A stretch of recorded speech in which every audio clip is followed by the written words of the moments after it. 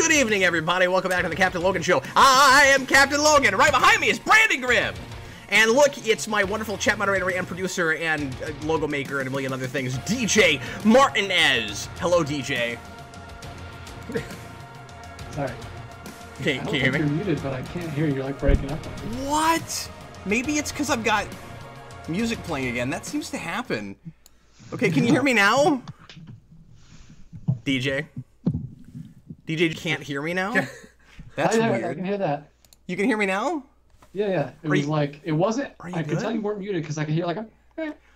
That's like so strange. So if I cannot figure this out. This happened to us before. If I'm playing a lead-in music and I don't drop it out right away, you can't hear me until I drop out the lead-in music, which makes no sense.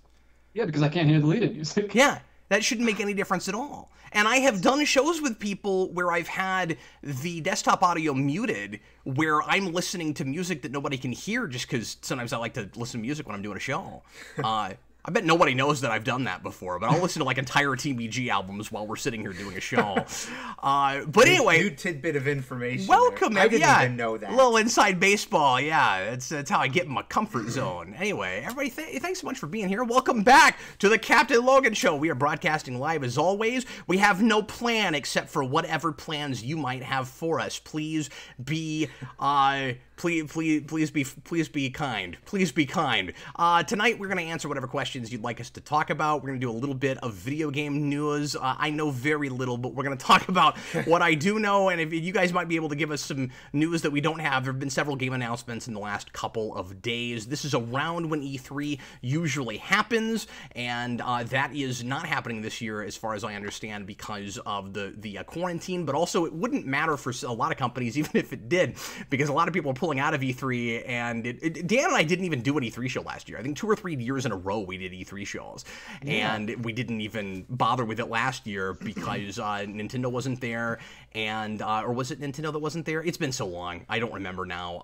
But I know Sony didn't even show up this time, or wasn't going to show up this time. Oh, wow. So I don't know if Microsoft was still there. It would have been a Microsoft show. But anyway, I don't want to talk about stuff I don't know anything about. That's what I remember from what little research I had done, months ago when we were leading up to E3, and then I was like, oh yeah, I'm not gonna bother with it again this year, trying to talk about it. But anyway, so as always, if you want to make sure that your question or comment gets read on air and chatted about for a while, and sometimes for a long while, because brevity is not my friend, feel free to leave a super chat for any dollar amount, and that will get you a question that we will make sure and talk about. But never fear, if you don't want to do that or you can't do that, we will do as many pre-written questions as humanly possible as well. Just leave things addressed to DJ, and that won't, in the comments live, and that won't mean that DJ is answering them necessarily. It will mean that he will know to pay attention to them so that I can. But he can also weigh in as always, and we might even let Brandon say like 5 or 6 words. Oh, wow. Per topic. Oh, even better. Yeah. Anyway, how have you been, man? I've been steadily losing my mind working from home. Oh, no! And sorry to hear it, man. Yeah, I've been working on trying to not let that, devolve into actual madness. I'm only half joking there, because my mom has a history of mental illness, and it runs in the family, so just got to watch that. Well, that's never happened to me yet. That's a way to open the show. Yeah, starting on After Dark is later. I don't know if you realize that, but After Dark is going to happen a little bit later this evening. No, but anyway, I've just been working from home and, tidying up the place. And right now today I've got my landlords out for the first time ever. Met them for the first time 2 weeks ago, and they've owned the house for... What is happening? They've owned the house forever. I have no idea what's happening. What is happening?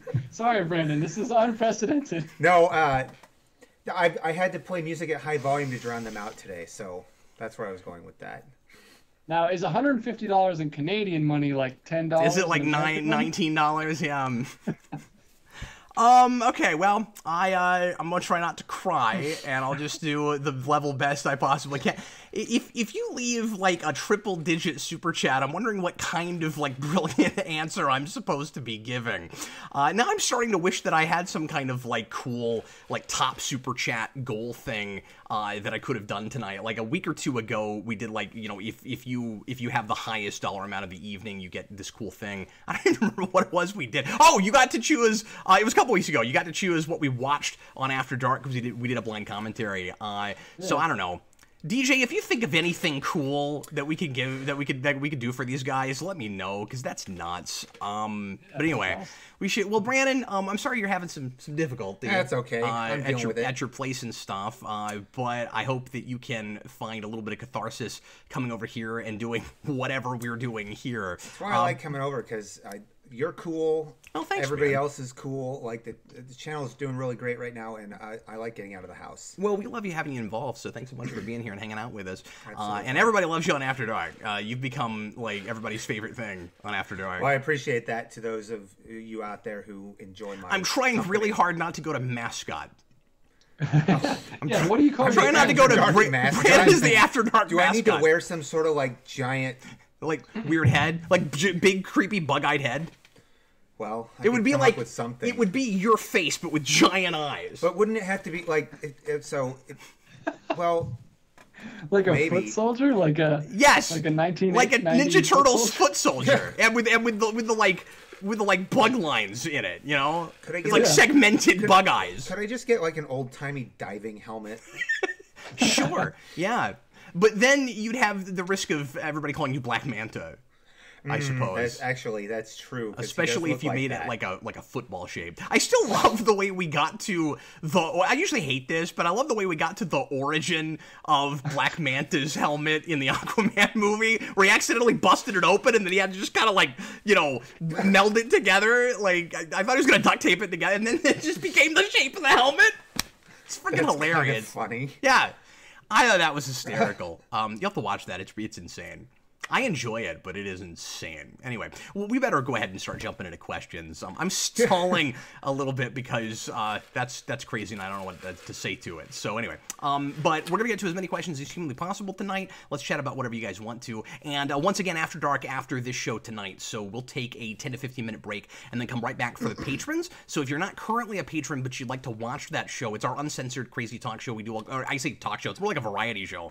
We do all kinds of silly segments. Tonight we're gonna play an NES game together. If I've got that working out, and DJ, you'll be able to play too, because of what it is. Assuming I can get it to work right. I haven't actually tried to load it up yet, but I think it's gonna work out. So anyway, I just thought of it minutes before this, and I was like, oh, we should do that. That'll be fun. So anyway, we're gonna do that. We're gonna do a lot of discussion topics. I'm gonna play. I'm gonna do some karaoke. It'll be a fun time. So It's gonna be 15 hours long. No. it might feel that way, but it won't be, I assure you. Anyway, patreon.com/geekvolution. The $2 tier gets you access to that, and when you join that, you'll get an email just a few minutes after this show finishes, letting you know the link to watch that live show. That will be live, but it's unlisted. It's uncensored and unlisted, so nobody else will be able to look at it except for patrons. Let's go ahead and jump right into things. I'm seeing a bunch of super chats. DJ, could we start with a pre-written? I almost said unwritten. Can we begin with an unwritten question? The rest the is uns. still unwritten. You're all about the uns tonight. We were gonna call this the Un Show, but couldn't think of a logo for it. It's the Cap On Show. The Captain some Show. sort of.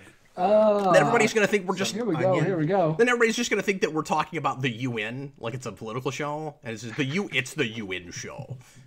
Tonight we'll talk about everything happening at the UN. It's a little quiet today. Everyone's at home. Anyway, I'm sorry. Go ahead. Do you think, this is from Blue Dragon 5, do you think, welcome, Blue Dragon 5. Hi, Blue Dragon 5. Good to see you, man. He was with us last week on the animation show, which went just brilliantly, spectacularly. You guys were both great. Thanks a whole bunch for being on that show from the So You Want to Be an Imagineer channel. You guys check that out. I made the mistake of forgetting to put the link in the description to their channel. So I mentioned it several times, but I don't know how many people actually found it. So if you go back to that video from last week, I put the link in there. And you know what? I'm going to put it in this one, too, because I feel bad about that. I was ridiculous. So subscribe to the, so you guys can all hear that, I'm sure. So You Want to Be an I know I can. Imagineer channel. They were on the show last week and were awesome. It's his inner monologue. Yeah, there we go. All right, so now you can find that. Go subscribe to it. I'm sure you guys will enjoy their content. They talk about cartoons, but all kinds of other stuff. They're doing regular videos on some live-action TV shows and other things. So anyway. I feel like that was like the end of a 90s sitcom where the person sits down to write their journal entry for the day at the computer, and it's just their voiceover on the background while they're typing. You know what I mean? Yeah. Sort of like I pretended like I did with Spawnier, kind of, because that whole thing was like, it was like internal monologue, so like you're hearing me, coming up with it as I go. I've always wanted to write a novel that way, That's the next one. And then he turned around and someone hit him with a baseball bat. Yeah, I kind of want to write like that. Only the imagery would be a little bit better than that, I hope. One can hope. The description would be a little bit more detailed. Maybe throw a metaphor or two in there. Anyway, what's Blue Dragon 5's question? Blue Dragon 5's question is, Cap, do you think Kraven and Mysterio would make good villains for the new Spider-Man game? And do you think it should be a spin-off or continuation to the first Spider-Man game? Well, it kind of depends on whether we're talking about the one that was just announced today, or is that what he's talking about, or does he just say, I guess he says the next Spider-Man game, right? Yeah, I'm assuming he's talking about Spider-Man. You watched the trailer, right? Yeah. We know it's Miles Morales, and Peter Parker will be in the game because he's talking. But that's what we know. One of the big things I'm hoping, and I know a lot of people are going to expect me to say this, is that that the only times that you play as Peter Parker aren't while he's just like walking around, doing stealth stuff and lurking. Because I didn't personally love those parts, and that's what you had to do with Miles Morales and with MJ in that game. So it'd be really funny if Peter Parker was the one doing that, and then I'll be like, oh god, these again. Anyway. So how do they? What do you mean lurking? Like they're just in the shadows in the game? No, he's just sneaking behind stuff so he doesn't get caught. Oh. So those levels, you're not doing any actual fighting in action and stuff. You're playing as characters that don't have powers and aren't doing that kind of thing yet. So, well, actually, later on, Miles Morales gets his powers, and then he is doing a little bit of stuff. But he doesn't have a costume yet. He's not being Spider-Man. So those are kind of exposition parts for the most part, and also that's where a lot of the puzzle solving is. Okay. So it becomes a different kind of game for a minute. But I mean, there's a lot of action games that have those sorts of things in them. But I digress. Anyway, Kraven would be cool. I really want to see their take on Venom because it's high time for a really radically different Venom origin story that's not exactly what we did in Ultimate. I think it would be really cool to have something that's almost like, I don't know, somehow in between like the alien symbiote and the one cooked up in a lab, where it's where I don't know. I'm trying to like formulate this as I'm going right now because I haven't given a lot of thought to this. But like, I think it would be cool if it was still extraterrestrial, but if maybe at the same time it was somebody who found an alien thing that then like made the Venom symbiote out of that, instead of the whole thing just being cooked up in a lab, or it having to be connected to Peter Parker and his parents and his origins and stuff in the first place. And I like that idea a lot with Bendis, but I think it would be cool to finally get like a third totally new different thing for Venom, and leaving him out and not allowing the symbiote suit in that first game made it pretty clear that they had plans for him later on, and I'm kind of hoping that that's in this game. And yeah, I don't know, if you did Kraven, I could see both sides of it. I could see doing something, dark and creepy, like Kraven's Last Hunt, which we bring up all the time, and having Kraven be the big bad of that game, but I could also see him being maybe a supporting villain, or having some different villains that are doing things in the background that don't have anything to do with the main villain in the foreground, and he had some of that in that first game. So I don't know if I would want Kraven's Last Hunt to be like a side mission in a game, or like the just like an extra thing that's tacked on, or even DLC. Can you imagine that, the Kraven's Last Hunt DLC, and everybody goes, oh, I wanted that to be a whole game. So I don't know. I could see Kraven being a big part of a game, or even being the main bad in a later game, but I don't know that I want that to be the next thing, because I was really excited about the potential for Venom.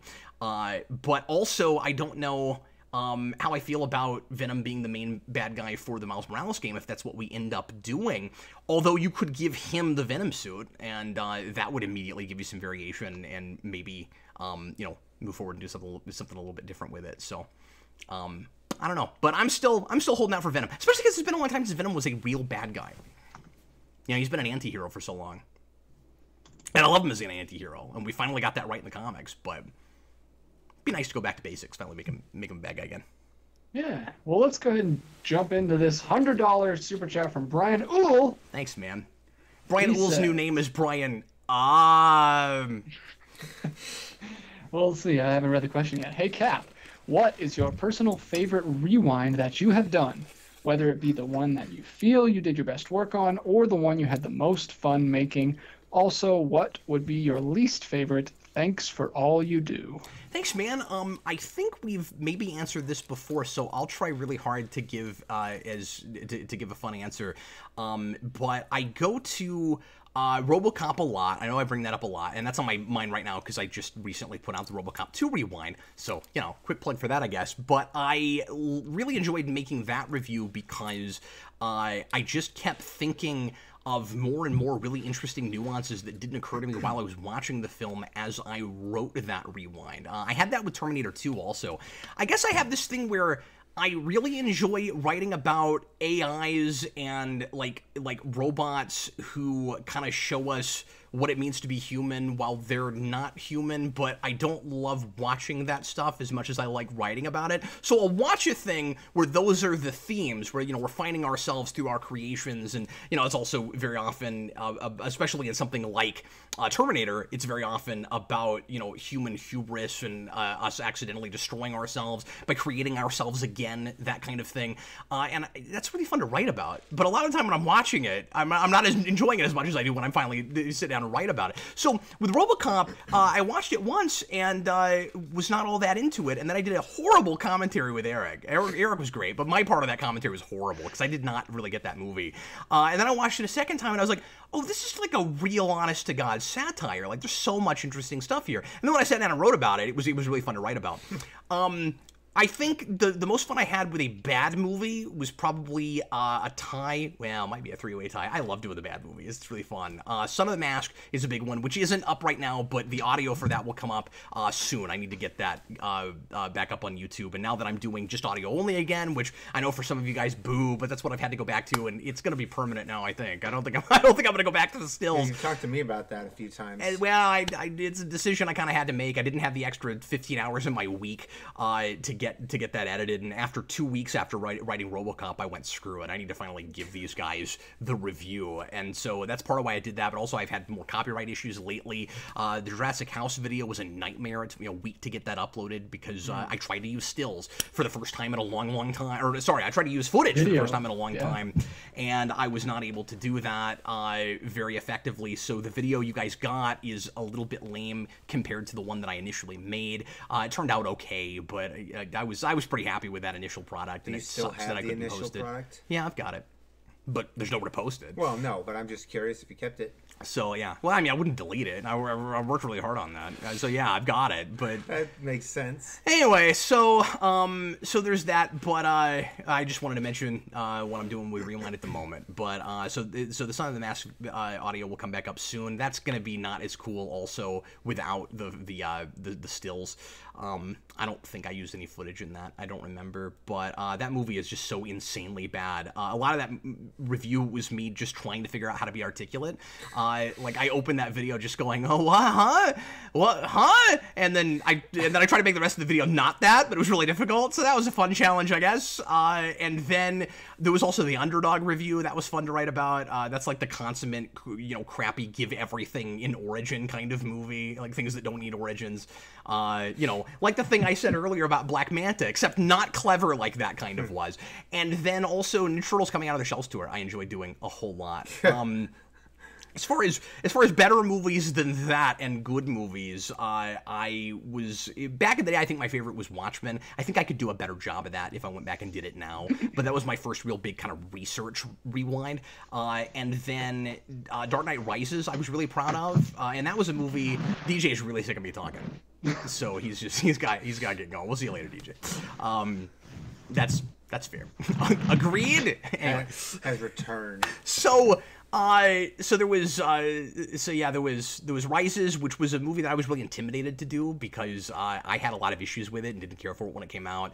And I mean, I still have, obviously I don't even know if I want to say love-hate relationship. Like, there's a lot of fun things in that movie, but it just doesn't work for me as a story. And I still have that. But some other things have put it in perspective, where I would certainly much rather put that in than Suicide Squad or BVS or a number of other things. Suicide Squad, that movie sucks. So yeah, one great. That was terrible. So yeah. Will Smith. So yeah, those are some of my favorites, or favorite ones to make anyway. And then least favorites. As I've said before, just early stuff.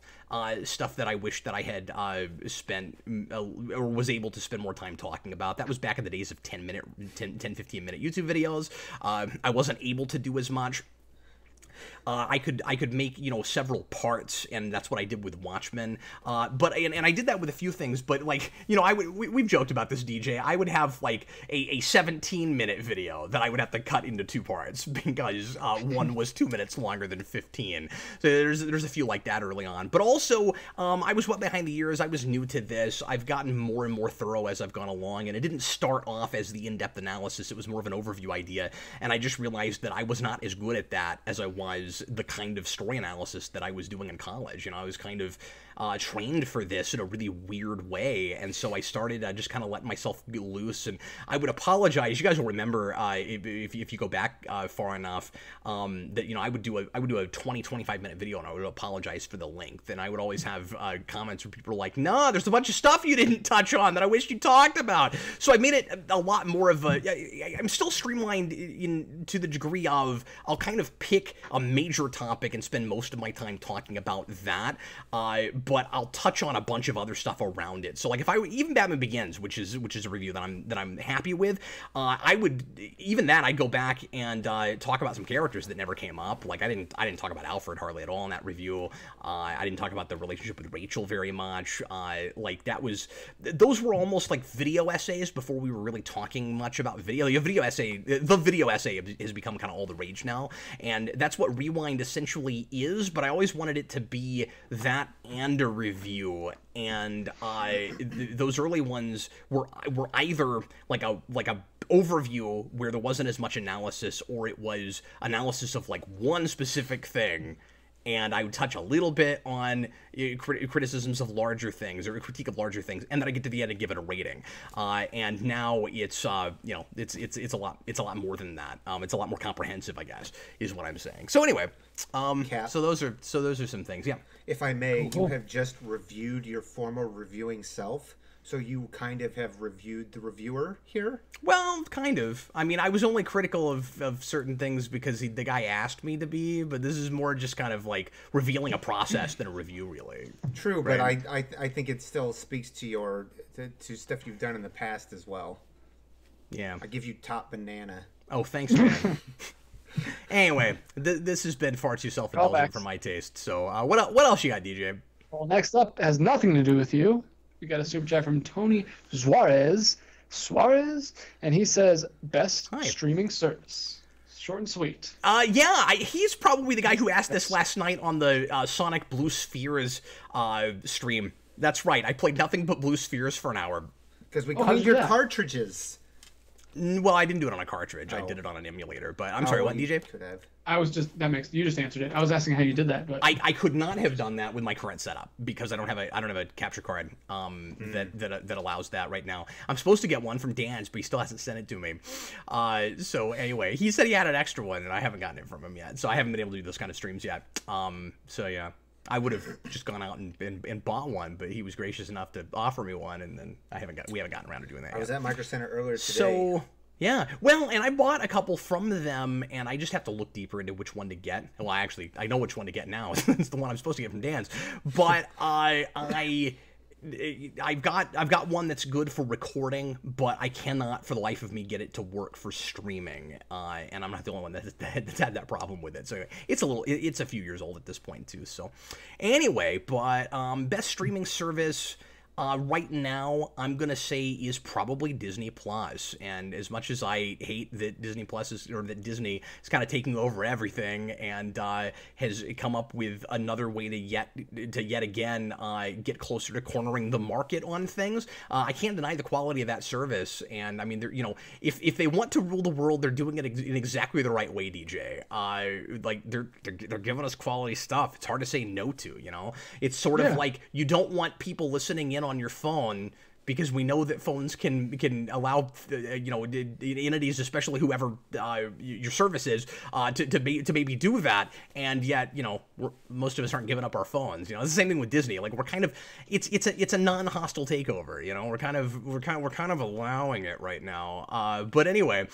I don't know. I just think that they've got a really good selection. They're not constantly taking a lot of stuff in and out like so many services are doing. I've got huge issues with HBO Max for that. That's the thing I wanted to talk about on After Dark, but maybe we'll get to that here a little bit as well. HBO Max is going to be cycling things out too much, particularly with superhero movies, and I think that is a big mistake they're making. I think they're going to shoot themselves in the foot a little bit. And DJ and I talked about this when we thought maybe it was a glitch in the system. We thought maybe it was a mistake, because DJ and I, when we reviewed the initial service, we did a video where we just looked through a lot of their offerings. We hadn't seen it yet. And we were like, oh, look at all these things that they've got that are going to leave the service in a month or less. There were things that were going to go in 3 days. I bet they did. I didn't go back and check, but I bet they did. And yeah. Disney's not doing as much of that. So HBO has a good initial a library of stuff, but they're going to be pulling things in and out too much. And I think some of the things that people might subscribe for, they're going to lose by July. Yeah, and we don't know if they're going to keep doing that or if that was just deals tied up that they had made before they launched. Because we know they launched early. We know for sure they're doing that because the head of all that, I can look that up and see who it was, but I don't remember if it was the head of HBO or if it was somebody just running that. But there is a quote, and give me a second because I do not remember. I know I sent this to somebody, and I'm gonna need to go back and try to find it. But anyway, no, they've said that's their strategy. I don't understand that strategy, but they're doing that on purpose because the things that they're taking out, specifically on the superhero side, are things that obviously they own. It's not deals with other services. They have them now, and they have them at launch, and they're going to drop them later, just because that's, I guess, what you do with streaming services. I don't understand that. I don't know what the point of that is. You should be able to have access to everything all at once, right? Like through a streaming service?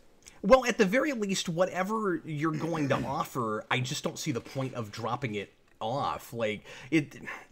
Yeah, I don't know about that for sure, because I know that a lot of that stuff like Wonder Woman and Suicide Squad was already on HBO before HBO Max launched, and I know that stuff goes in and out of HBO all the time because they have deals. So I don't know the details on that stuff, but I don't subscribe to the DC stuff anyway. So HBO Max, they're not really losing any of that. I don't know why they're losing so much DC stuff right now. It seems like it has to be tied up with something. But, yeah, I don't know. It's just I needed to go and find that quote. It's just going to take me too long, and we're trying to do a show. But the quote I saw was like, we're on a rotation. We're just going to occasionally take some things out and put some other things back up. I mean, it sounded really arbitrary for no good reason. I don't understand that. Unless for some reason that guy thought that was saving face and didn't want to give us the real reason. And I don't know how that helps. I don't know how saying that helps. Because, like, it looks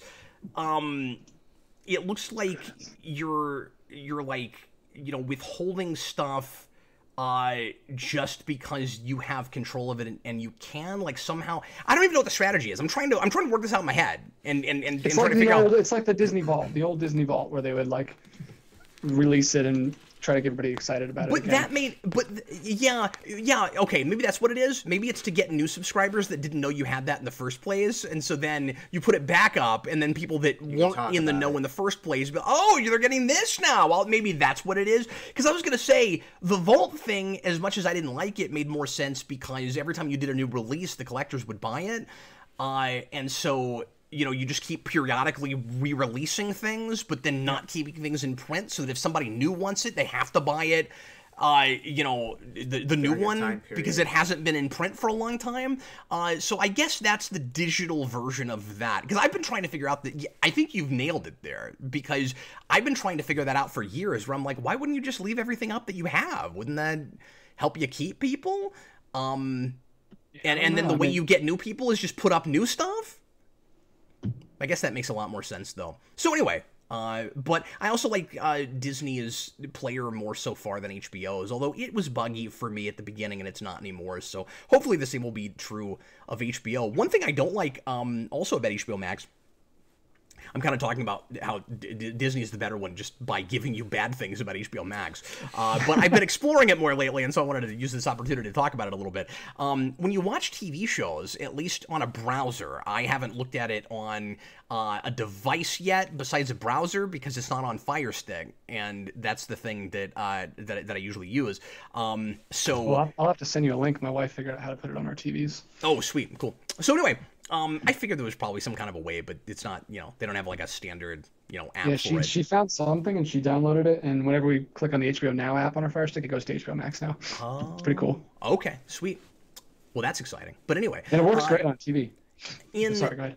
No, you're fine. In the browser, what I've noticed is if you're watching a TV show, it doesn't give you a way to go in to episodes once you've started looking at the next episode. You have to search it out again and then find the episode list. Like on Netflix, when you're looking at an episode of something, there's a little thing at the bottom that you can click while you're watching a thing, and it lets you it pulls up a top up menu, and it lets you scroll through the episodes while you're watching. It's really nice. Brandon will tell you I use that a lot on Star Trek Club to remind myself of episode titles. Like I'll be like, I think this other thing was this season, and while we're watching the show, instead of having to look it up somewhere, I can just click on that and scroll up and go, oh, that's right, it was Violations. I remember now. Yeah. Nifty feature. Yeah, I would agree with you. I think the one I use the most is Disney Plus, and then probably HBO Max right now, and then Hulu, and then honestly, Netflix and Prime are like at the bottom for me. I've watched maybe one show on each of those in a long time. I don't know. Wow. Netflix is. Well, I mean, I watched Power Rangers with you, but yeah, Netflix. I don't know. Netflix just swarmed with original stuff that I don't care about these days. Yeah, no, and I have that too with Netflix. I find myself still using it constantly for stuff that I own anyway, but it's just kind of convenient, I guess is the main thing that I use it for. And like you said, Power Rangers is kind of the main, like you and I have to watch so much Power Rangers, it's worth having a subscription just for that, I guess. And I use it for Star Trek. So the two shows that I regularly stream and then scream over. Oh, you scream. I do. It happens. Off camera. And on camera. Yeah. Anyway. All right. Now the hair goes on end. The steam starts coming out of the ears. Sounds like a tea kettle. No. People are surprised that I said Disney Plus. As far as if I'm talking interfaces, because there's different categories of things, right? Like, the thing that matters most is selection, unless your player is just totally broken and you can't watch anything. So if we're talking selection of things right now and consistency of offerings, I'm going to give it to Disney Plus. If we're talking about interface, you never get better than Netflix. Netflix's player and their interface and ways of finding things. I mean, I still think, some of the search functions and things could be a little bit better. Yeah, I don't agree with that. I think Netflix is annoying because on HBO Max and Disney Plus, you can just do A to Z, and you can't do that on Netflix. You have to just skim through those stupid lists of. I forgot they didn't have that. Okay, they need to add that from the 1970s. They need to add that, but it still has the best player. It has like YouTube has the best player for web video, and that has or just people able to upload stuff. That has the best player for streaming services. Yeah. Although I hate the way they skip ahead and everything. Lightning City, if you could eliminate one weakness or limitation in your life, what would it be to all of you? He says. Wow, that's a great question. Could you repeat that one more time? I missed the first part. He said, if you could eliminate any weakness in your own life, what would it be? I'm gonna say the official one immediately, but go ahead. I'm gonna say the word Yes. That's perfectly valid. That's what, my do you get a lot big of comments one. about that? No, but it drives me insane. I don't know how people don't notice it. Here I am calling it out. I probably shouldn't do that, and I probably talk about it too much, but I'm a perfectionist, and I think I want to talk the way I write, and I think if you read my writing and then listen to me talk, the cadence and the vernacular and everything is very, very close. Like, I'm writing is what I do. I'm pretty confident as a writer, and so my writing and my speaking are very close. Except, of course, that I never stutter when I write. And I don't repeat myself, and I can actually, I guess the deal is I wish that I could somehow revise everything I'm saying after I've said it to be better. And I think I trip myself up sometimes because I think too much about what it's sounding like right now, or about it before it comes out, like people always tell you to speak, to think before you speak. I think I never used to listen to that advice, and it actually served me well a little bit, I got to a point where I was like thinking and speaking simultaneously. And yeah, occasionally that gets you into trouble. But in a situation like this, where you're public speaking a lot, no, you kind of just got to rattle it out and hope for the best to some degree, because otherwise you're just going to, and you don't want to talk too fast, and you want to have a good sense of rhythm. But if you just sit here and have a lot of dead air and wait all day, then nobody's going to want to listen to you. And I've seen YouTubers like that who just really take their time so they get it perfect, and nobody's going to want to listen to that. You have to have some degree of kind of a radio thing, and you just don't have dead air. Well, I have trained myself to have no dead air when I'm speaking. And I don't think I'm good, by the way, at not being that way even when I'm not on camera. So it kind of drives people crazy, I think. and I've gotten absolutely correct about this, in that he does this off camera too. And I was going to say, I have to interject a moment, that this is I'm not going to say painfully obvious, but I use the word painfully to like emphasize this is absolutely obvious when you're reading one of your own reviews, because it sounds like you're talking. Oh yeah, it just sounds like you're talking. So yeah, thanks for that. You talk like you said. But also, I didn't used to read that way. My early reading, and that's also why I said some of my early reviews are my least favorites. You go back to the the Hellboys and the early Batmans and the Supermans. That stuff is just not as naturally read. And I've had people send me messages and be like, "Hey, is this scripted?" yeah, you bet your face it's scripted. But your Spawn stuff really came into its own by the end, and that's where I think you really started to sound like you're talking too a lot. Well, thanks, man. But anyway, but yeah, I'm just saying that, like, I'm a little bit of a perfectionist when it comes to speaking, and I wish. And so anyway, so I was mentioning earlier about dead air. The thing happens because I'm very concerned about long periods of silence, and for doing this for a lot of years, I've gotten myself to a place where I was hoping after a couple of years I could excise from my vocabulary entirely. And what's happened instead is I've gotten to a place where I use that word as a crutch. It's not even a word. I use that sound, as, or or whatever, as a crutch, so that I've got time to think of the next thing I'm going to say. Because sometimes you have to take a minute to figure out what you're going to say. But if you take that time, there's dead air. So anyway, so that's something that I'm always struggling with and trying to work on. But obviously there's all kinds of other personal flaws I could bring up. Interrupting Brandon is probably one of them. Just being mean to Brandon in general is probably one of them. Is the main thing. Yeah, that's too much of a pastime of mine to give it up, though, is the thing. Well, I have a punchable face, maybe? What's yours, DJ? I would immediately make myself not so tight, and I would make myself flexible. I am the most tight. It's ridiculous because I do a lot of physical stuff, and I'm a martial artist and everything, but I'm so tight. Like, I need, like, if I was flexible, I would be so much better at what I do, because it's holding me back so hard, and I stretch every single day, and it's taking so long to get flexible. I would make myself flexible immediately. But if I had to do like a non-physical thing, I would probably do the opposite of you, and make myself. I have the opposite of you, where I think I don't talk in public places. I'm not good at like speaking to strangers, and I'm not good at speaking in crowds or with groups of more than one person. Like I'm good on one-on-one stuff like this, but like I'm really bad at speaking. Brandon's here, so his whole brain shut down. I think way too much before I speak. Like I'm always self-conscious and worried about like what people are going to think of what I say. So I would probably do the flip of what you say. Just speak without thinking. Get out of my head a little bit. Yeah. Well, you and I are the opposite in a lot of ways. And we've discovered that we're each a lot like each other's wives, too. That's a thing DJ and I have figured out, where he's a lot like my wife and I'm a lot like his wife. It's crazy. DJ, when you said you were That's tight... why you two get along so well on camera. I guess. DJ, when I think it's a lot of like, the dynamic. I didn't mean it. You have things that complement the other person that they're missing, right? That's why that works out so well. You hear that, DJ? You're missing things. I'm missing things. DJ, when you said you were tight, I thought you were gonna say with money. No, that's a good thing. I will not apologize for that. You and I are also opposite extremes on that, too. I have a really hard time keeping money in my wallet, and you have a really hard time giving it to anyone. I gave $12 to a woman who needed it outside the grocery store today. So. Oh, that's great, man. I've become a little better. My wife's been opening me up a little bit with money. Did you call it a super chat?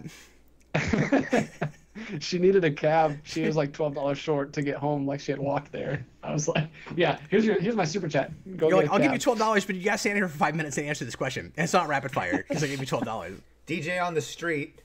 How do you feel about? Yes, we should totally do that. Let's do an episode like that. There are so many. There are so many super chats. Brandon, what's yours, man? So this was an after dark subject, by the way. So this is true. When I go to job interviews and they ask me what my weakness is, I tell them that telling you what my weakness is a sign of weakness, and they always get a laugh out of it. I don't know why, but like it really hits them fine, and then it's like smooth sailing after that question. No, but if there's a weakness, it's that I wear my emotions on my sleeve, like big time. Like those that know me in person, like you tick me off, it's all over my face. Like I'm in a good mood. All over my face. Eggs all over my face. If I'm in a good mood, I'm whistling or I'm smiling a lot. Like you can just tell. And when I get upset or depressed, like it's a whole thing with me. But some of that's just a personality thing, right? It there's is, nothing wrong with being like more, I guess extroverted is the word, than introverted. But obviously you can have too much of anything. I just show outwardly and like yeah. But I have kind of trouble like expressing on camera sometimes if I'm trying to act a certain way. I don't know what that's about. But like if I can really tap into my emotions, like that'll get me where I need to go. But like I wear my heart on my sleeve, and I wouldn't say it gets me into trouble, but it gets me into situations that I wish I hadn't gotten into, if you will. Okay, I'm sorry, but we are going to have to start blowing through some stuff. We're 40 minutes into the show already, and there are a bunch of super chats. And we're supposed I was to done do, anyway, by the way. But. And cool. And we're supposed to do After Dark tonight. The way the show is going, I'm starting to be concerned that there may not be an After Dark, but we're going to try. It'll be in the sunlight. We've got like over 20 super chats to get to. Oh my goodness! All right, I mean, if this has to be a 2-hour show in order to get the super chats, there's no way we get to an After Dark tonight. But we're gonna really try. Go ahead, DJ. All right, this is a simple one. Tyler Parker, please do a rewind on the PS4 game. Just I will pick a certainly PS4 consider game and do it. No, he means Spider-Man, I'm sure. Yeah, obviously that's story-driven enough, like the Arkham games, that it would be worth doing. Those are just super, super time-consuming. Arkham City took me a bazillion years to get written, and a lot of, or at least it felt like it. I think I actually wrote that pretty quick, but oh boy, that was a lot of time. And a lot of people have asked me when I'm doing Night and Origins, and my answer is always, I wanna. It's just taking the time to sit down and do it. And movies are easier, and those and season overviews of TV shows are really time consuming. So yeah. Christian Ogden. Yeah, hi there. Why are MCU films allowed to kill bad guys and wreck buildings and have it called great comic book action, but DC does it and gets accused of killing childhoods? Why the double standard? Well, I think that is just too simplified of a way of looking at it. I think when DC started doing that, and also, you know, their films have stopped doing as much of that kind of thing, of course, but at the beginning, they didn't have the faith with the consumer that Marvel did, so you didn't have so much of that kind of thing happening at the beginning of Marvel movies, so when it did, people didn't notice as much. It also didn't happen on as on a grand of a scale as it felt like in MCU and in or excuse me, in MCU, in you know, Man of Steel and BVS, but you know, you've got, like, obviously the big, you know, city destruction stuff that happens in Avengers and that happens in Age of Ultron, but a lot of that at least watches to me a lot more like just you know, aliens and bad guys killing people that heroes aren't able to save, as opposed to a lot of collateral damage that the heroes themselves are causing. And we can always argue with, you know, whether or not heroes have the best strategies and how they go about trying to take out bad guys, and they're thinking enough about the little people on the street, but it was just really extreme at the very beginning of the movies that DC was making, where it was clear that Snyder wasn't thinking about the just, you know, regular folks on the street at all. And you had the bottom line is you had godlike characters that were acting like gods and not like people that were equal with the people that allegedly Superman, et cetera, were trying to save, and the movie itself not seeming to notice that that was going on. That was the issue. A lot of it was tone. It's a style over substance issue, and so there are some things that the MCU movies get away with stylistically, I guess, and in the same way comics always have, where you have some of that collateral damage stuff that we just never really talk about, because the heart feels like it's in the right place overall. You also more and more have consequences to those things, like, for instance, this isn't the only example, of course, but like with the Vulture in Homecoming, with damage control, and that's immediately after the destruction that happens in Avengers. Now that's a lot of years later, and that's retroactive, but it doesn't feel the same way. It doesn't feel like the same thing as Man of Steel just seeming to not even think about those things, and then fans complaining about collateral damage, and then just paying it lip service in BVS, where it feels like Snyder still doesn't understand why that's a problem. He just knows that people are angry about it, so he just threw something in there. Oh, all these people out of these buildings, we can fight here! You know, there's a difference, I think. So that's not to say that MCU doesn't have that problem at all, but I think that it is hyperbolic to call it the same issue. All right, next up is another doozy, the Day Ghost, $150 super chat. Hey guys, how's it going? I love. What can we do for you, buddy? He says, I love the "you want me to put the hammer down" scene in Avengers. I do too. It's my favorite moment in that, and they do a good job calling back to it later. What are your guys' favorite moments / callbacks in a film series? Oh, superhero or otherwise? Man, that's a hard question, because there's a million things you could go to. Like, pick the absolute cream of the crop. First of all, I just want to say I love that line and I love that bit. I've always had issues with that scene. It always felt really contrived, like forcing together a heroes fighting each other sequence in that. That was the thing I was really kind of concerned about going into that movie, and then lo and behold, that's what they did. I complain about that in the rewind. It's kind of my biggest issue with that movie.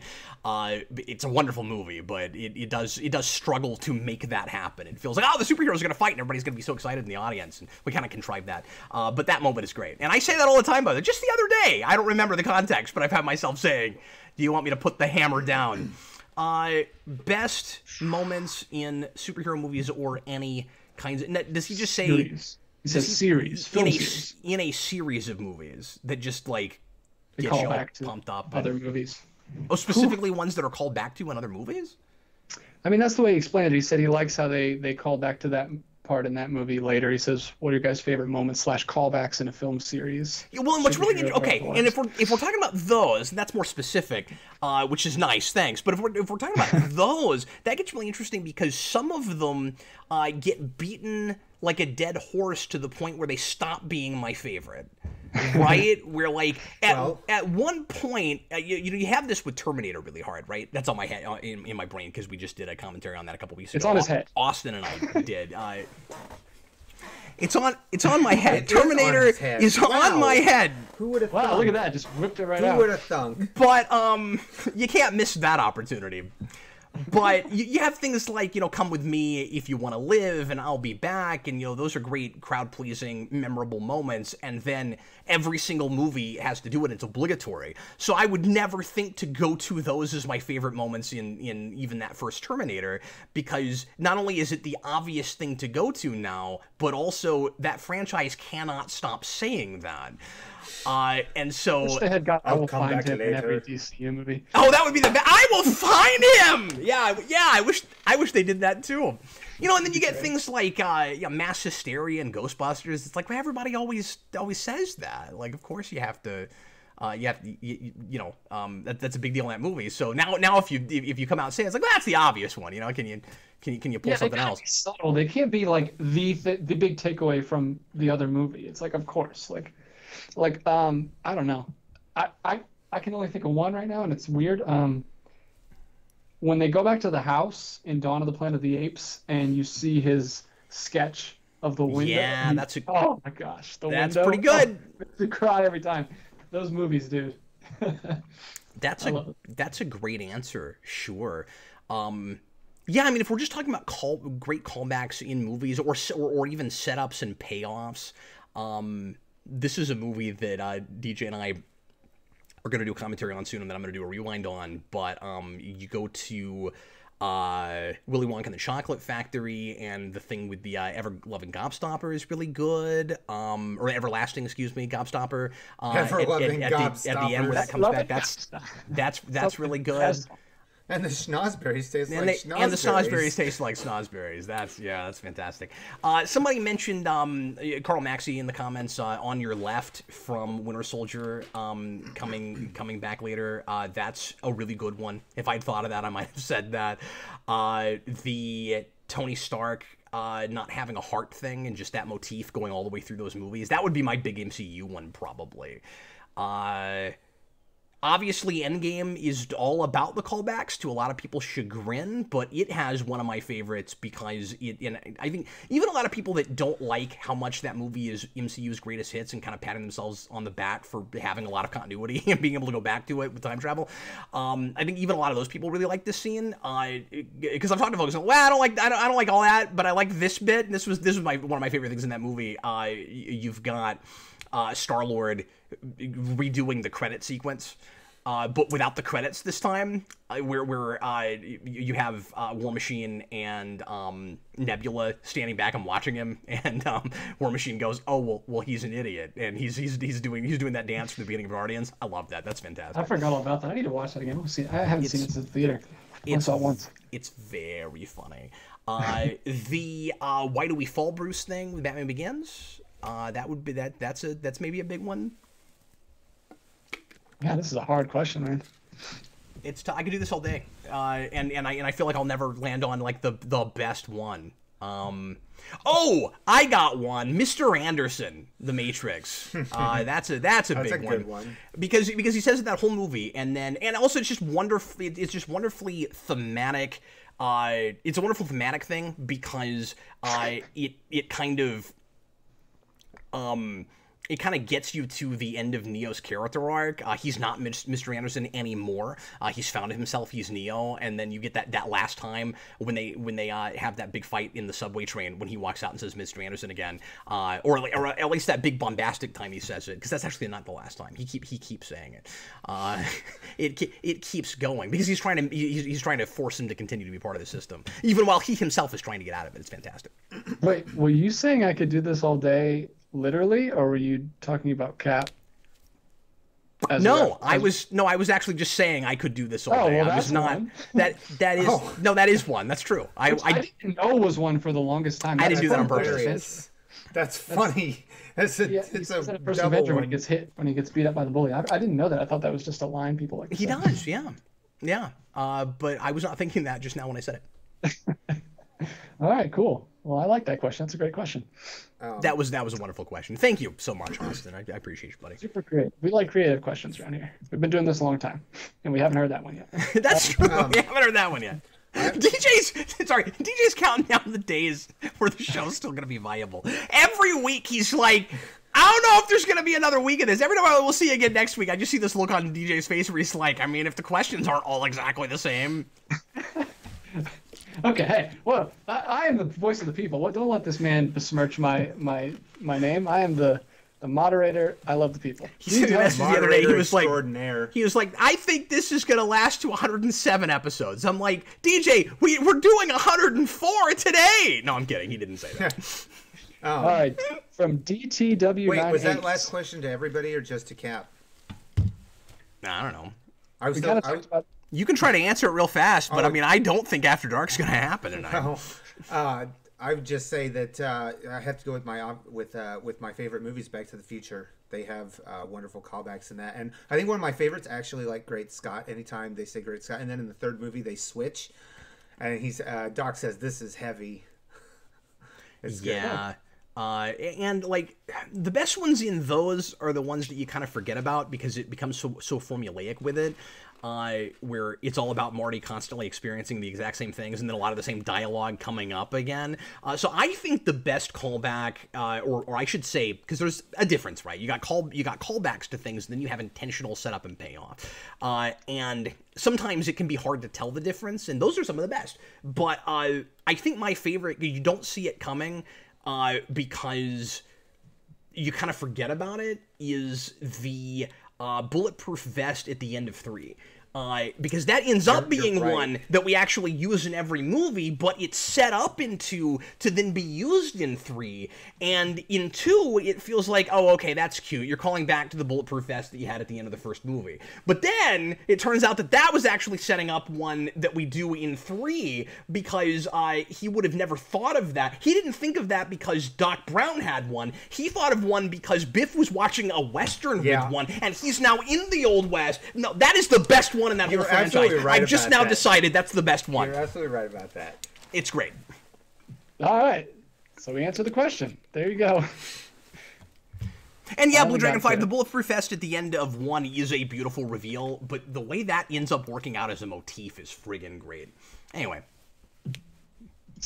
Alrighty, Roo. From DTW098, we kind of already talked about this. Lots of DC movies leaving HBO Max soon. Yep.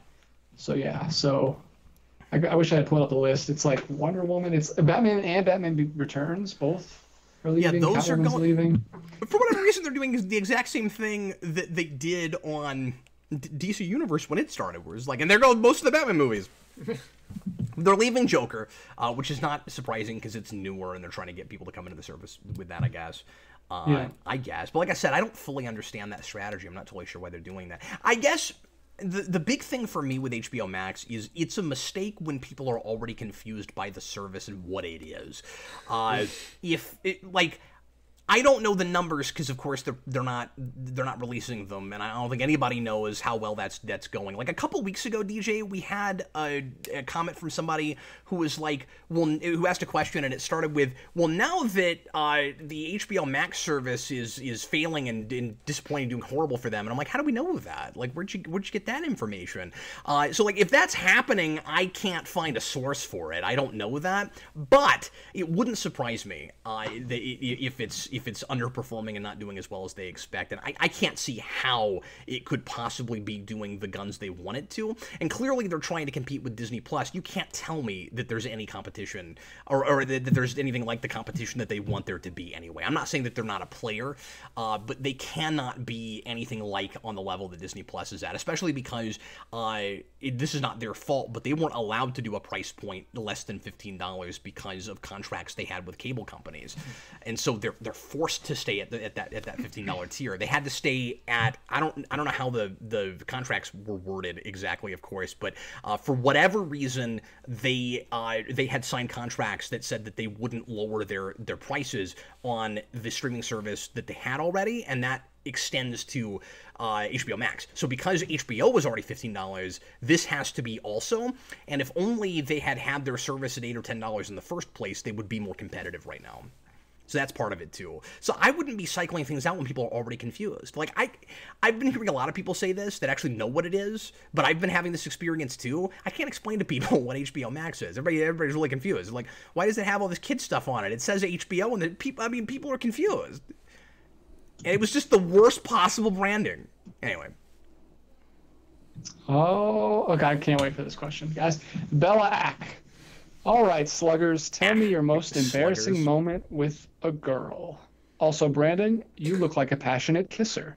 I'll save other questions for after dark. Wow, wait, so these are not the after dark questions? Nope. I think we should save this question for After Dark. If he's going to be on After Dark anyway, he's going to get to hear it if we're able to get there. We can do embarrassing moments really fast, but I mean, we don't have a lot of time, so... my embarrassing moment is not for anything other than After Dark. Yeah, you wouldn't even... Oh, yeah, that's what I was going to say. Honestly, the thing okay, there's one I would be willing to talk about on After Dark, but not here. And so I'm trying to think of anything... Let us know if you're a patron, Belloc. Is he a patron? Is she a patron? Well, I mean, that comment said they'd save it for After Dark, so clearly they know what that is, and if they're saving it for, presumably they have access. Okay. But yeah, no, I hate to not answer a question on the air, but like that's not going to be a thing that any of us are going to be willing to do here, and I can't come up with a really good, like, super PG thing.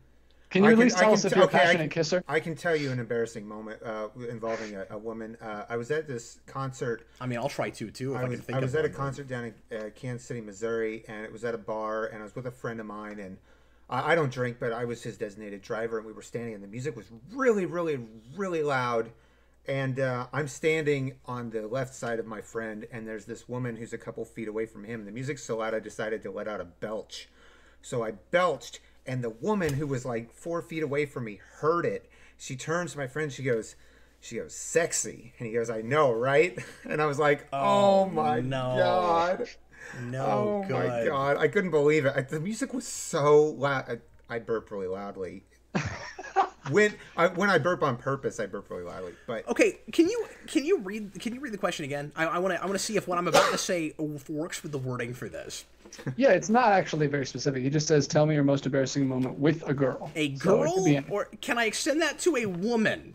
Well, or does it have to be a girl, yeah. romantically or something? Because if I can extend it to just someone of the female persuasion, I have a quick story. When I was a kid, I'm talking like 8 or 9, right?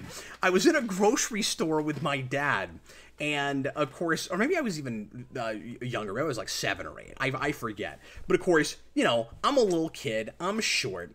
And I'm not spending enough time looking up and outward. I tended to look at the floor a lot when I was a kid. And I've heard this. And at one point, I somehow found myself walking off with a strange woman that I thought was my dad because I just didn't look up. So I just started following legs. Maybe she was wearing like similar pants to my dad's or something. And I'm just like walking along with her, and I remember this somewhat distinctly. I was like, "Hey, Dad, can we get some Capri Suns?" And she goes, "I'm not your dad!" And then I turned around and I went back and found my dad. And that was pretty embarrassing at, 7 or 8. Happened to me, but I was the dad in the situation. Some little kid just like walked up to me, like grabbed onto my leg and just started talking to me in the store. And I was like, "I'm not your dad." But if you think, think about the perspective at that height, it's pretty easy to do. Well, right? I see his jeans or whatever similar pants you have. Yeah, exactly. I had a cousin who did that with another uncle. She thought it was her dad, and it wasn't. It was another uncle, and she got embarrassed when that happened. Anyways, all right, moving right along. Moving on. No, moving right along. I'm sorry, real quick. So Matale says Captain Logan should be everyone's dad. Well, that's the nicest but most inaccurate thing anybody's ever said. And I wouldn't want him as my dad. He's always punching and making fun of me. Cinematographic says HBO Max having kids stuff makes the fact that it doesn't have Buzz Lightyear of Star Command even more confusing. I liked that show when it was on. DJ, that was a whole constant That was running a joke call. last See, week. that was a callback. There you go. Snuffles Wright's got my Muppets reference. Thanks, Snuffles. I appreciate her because sometimes she's the only person that gets references I make. What Muppets reference? I was singing "Moving Right Along." Oh, If I was it is to a guess Muppets. someone who would get a Yes. Muppets reference, it'd be someone named Snuffles Wright. But I'm sure that's a reference that I don't get. I actually don't totally know where that comes from either, unless it's like a Snuffleupagus reference, and I'm sure it's not. I'm sure it's not. But He's anyway, not an elephant. Have you ever seen? This is from Maniac Madness 11. yeah. Maybe future Brandon. What Have you happened ever to seen Maniac the Madness Netflix 10? series Dark? If so, what are your thoughts on it? I'm trying to convert everyone into Dark fans. LOL. Maybe like buried in that person's backyard or like in their shoot. trunk or They I just don't know overtook what their they life? did with 10, but now they're, or maybe it's like Wayun in DS9 where it's like a clone and then somebody killed the last one and now this is 11. Well, 7, 8, 9, but Right. 10, who knows? Anyway, I don't know what that is. I have heard of that show, but I know nothing about it whatsoever. I don't know anything about that So either. it sounds like somebody is obsessed with a show that I've never seen, and so that means it's probably great, and I need to look at it. So You gonna watch the pilot together? we could. Cap should watch Ozark. You tell me. I haven't seen that either. We're gonna need to make a list.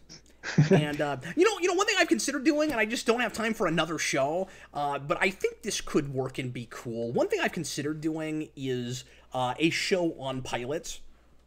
And it probably wouldn't be written. It would probably be maybe it would be written, but I was thinking more in the same format that I'm doing requests right now, and just watch a pilot and flip a sign and just be and the sign would be if I would continue watching it, right? So Sure. the feeling or not feeling it would be like I want to continue with it. I wouldn't promise that I would if I'm watching a show like every week or a couple times a month or whatever, or you're like a pilot all the time. I'm not gonna have time to keep committing to shows. No, but I you kind could of watch like it the for your idea own of, sake. and wouldn't it be cool to see the pilot of like almost everything? That'd be Like if you awesome, did that on actually. a weekly or even a semi-monthly basis, you could eventually see a lot of pilots.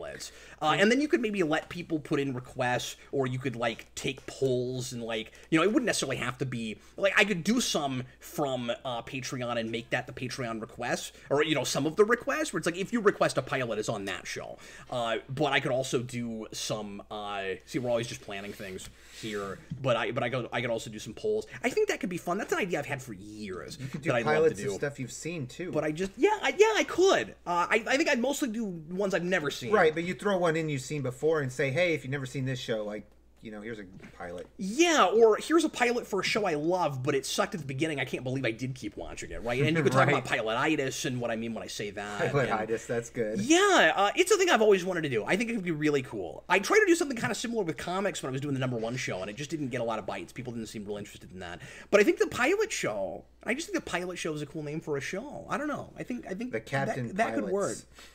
I would definitely. I'm still considering doing that at some point, but I just don't have the time for an extra show right now. So I don't know. Maybe someday. Maybe someday, DJ. He's here, guys. John Ty is back. Oh no, he's pulling out of his shoebox again. What's up, Oh, John Ty? Oh, is this another doozy? Oh, here we go. I don't know. Maybe you'll just do a one-word answer. Should people forget a criminal's past just because of how they act differently in the present? Ooh, I like this one though. I do. John, you need to come to you need to ask more questions for After Dark, because these are the sorts of things that we have the time for and we'll spend more time on with After Dark.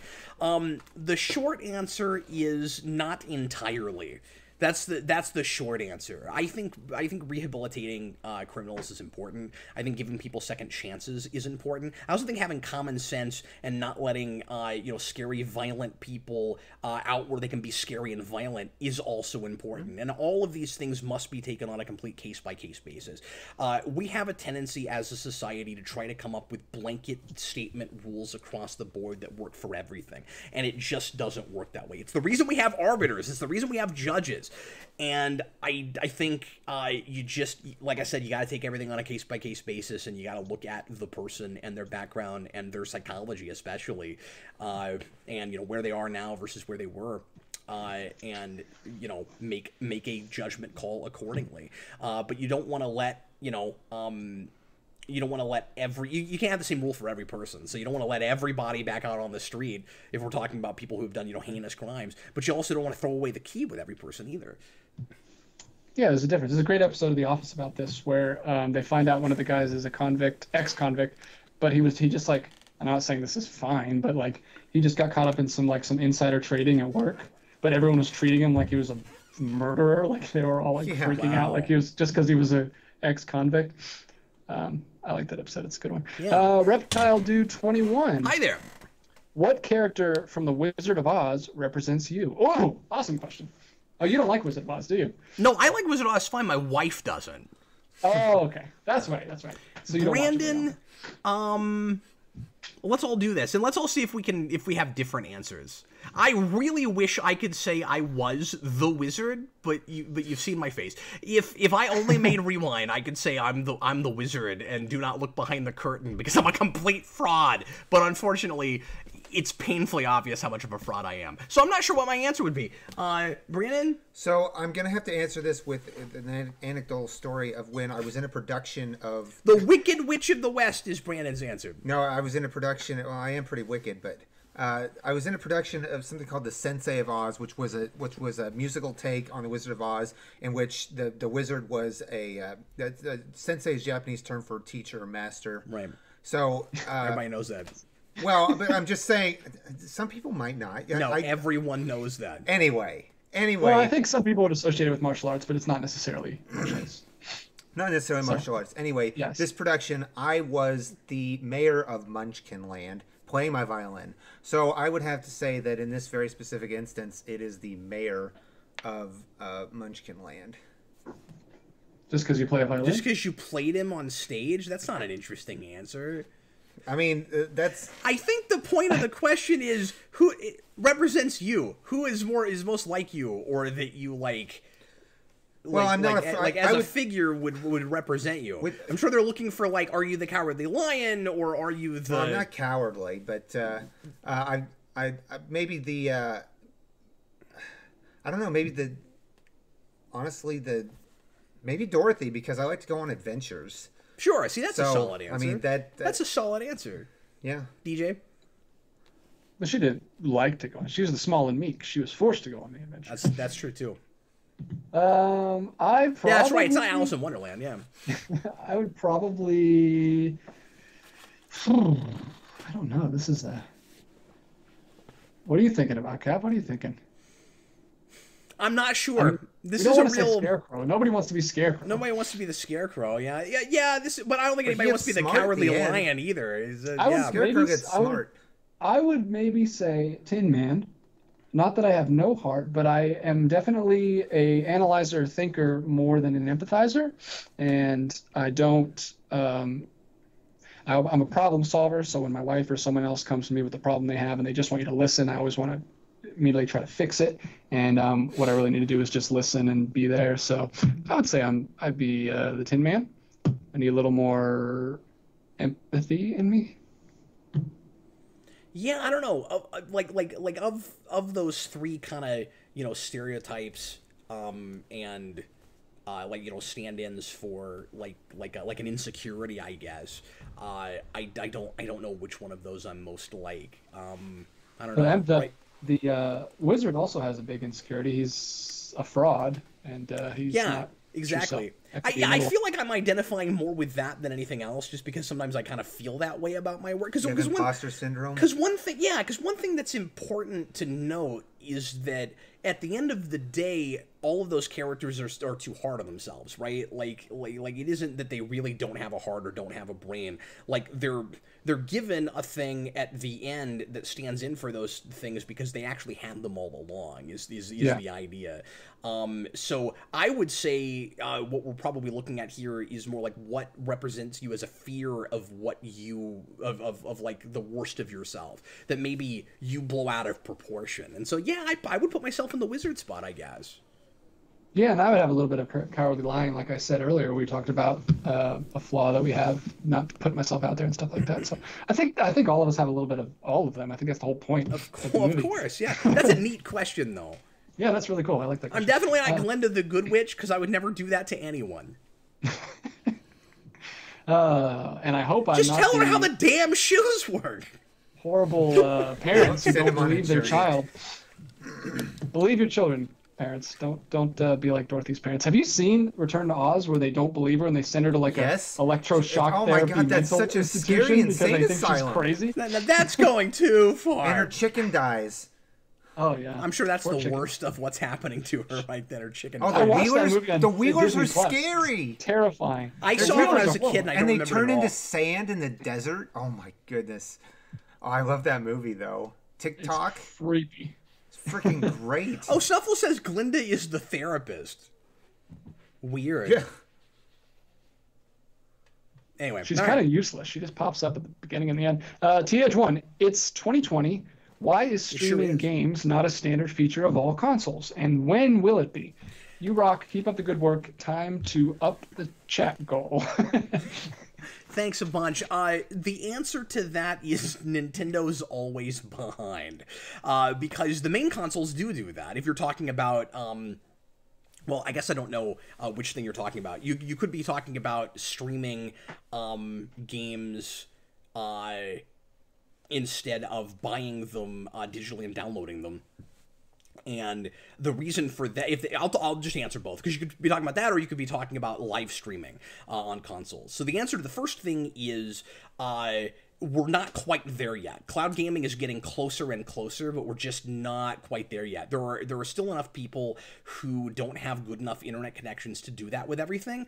Most people don't want to be forced to cloud game. And I hear this all the time in gaming communities, because that's the thing I keep up with some, even though I'm not a big giant gamer. I listen to a lot of podcasts on gaming, and people have been talking a lot lately, including the guy here talking about this the most is Rich from Review Tech USA. I watch his channel, and he talks. He's an analyst about technology and video games specifically, and he talks a lot about how we're trying to force cloud gaming to get there faster than it's getting there. And there was a worry that the next generation of consoles was going to try to force that even harder, and that it wouldn't even have optical drives at all. Which you could get to that place and still download everything and still not have optical drives. But we're apparently not doing that. For at least the PS5, I'm pretty sure that the Xbox Series X also is supposed to have an optical drive, but I guess I'm not totally sure about that. I don't keep up that hard. But anyway, there are enough people that still have slow internet connections, and slow enough that that's not really viable. So people complain all the time with PS Now, if they have that subscription, that more of the games are not downloadable, and they've been offering more and more of those downloadable because people need those to run the games more smoothly, and there's too much slowdown and glitches and loss of frames and stuff. Even if you have a really good internet connection, sometimes that happens. So we're just not quite there yet. I give it 3 to 5 years, and we'll totally be ready for everything to go cloud gaming potentially. I think with my limited knowledge of this stuff. If you're talking about live streaming games, the two main consoles besides the Switch do it. It's just that Nintendo has always been weird about people making money off of their platform, and they have finally stopped demonetizing videos on YouTube for streaming their content. So you can finally do that now, which is really nice, but they're still weird about it. And so it is not a surprise at all that the Switch doesn't allow streaming directly to Twitch or to YouTube. And maybe the next console will do it, and maybe it won't. So yeah. Random reviewer, are you ever going to do videos on shows like Doom Patrol, Swamp Thing, The Boys, and Umbrella Academy? I miss the spoiler casts for seasons of TV. Yeah, I mean, I want to with some of that stuff. I like probably I don't know. There hasn't been the giant interest for a lot of those shows that there was back in the day, and so I've picked and chosen a little bit more. And honestly, a lot of that stuff has been getting, canceled pretty quickly or moved over to different to different channels and services. Like, I've had kind of a difficult time getting excited about getting into some of that stuff. Like Swamp Thing, I was going to watch right away, and then it got canceled after the first season, and then I was like, I can wait on that, because suddenly it wasn't relevant right then, so there wasn't as much interest in me talking about it right away. And Swamp Thing is just not immediately in my wheelhouse. I guess the deal is none of those are shows, even though they're all comic and superhero related, that immediately appeal to my sensibilities. Like, just because it's a comic show doesn't mean that I'm like chomping at the bit to sit down and watch it. Like, and that's nice. We've got more variety of these kinds of things now. The problem is a lot of the better of them are more like, grimdark horror, kind of harder edge stuff. It's just not my bag right away. So like, I watched the pilot of Doom Patrol, and it was interesting, and I liked it okay, and I thought that it had real potential, but it just wasn't a thing I was chomping at the bit to watch every week. So I don't know. And like the boys I've talked about, I'm weird about. I just can't get excited about watching that show.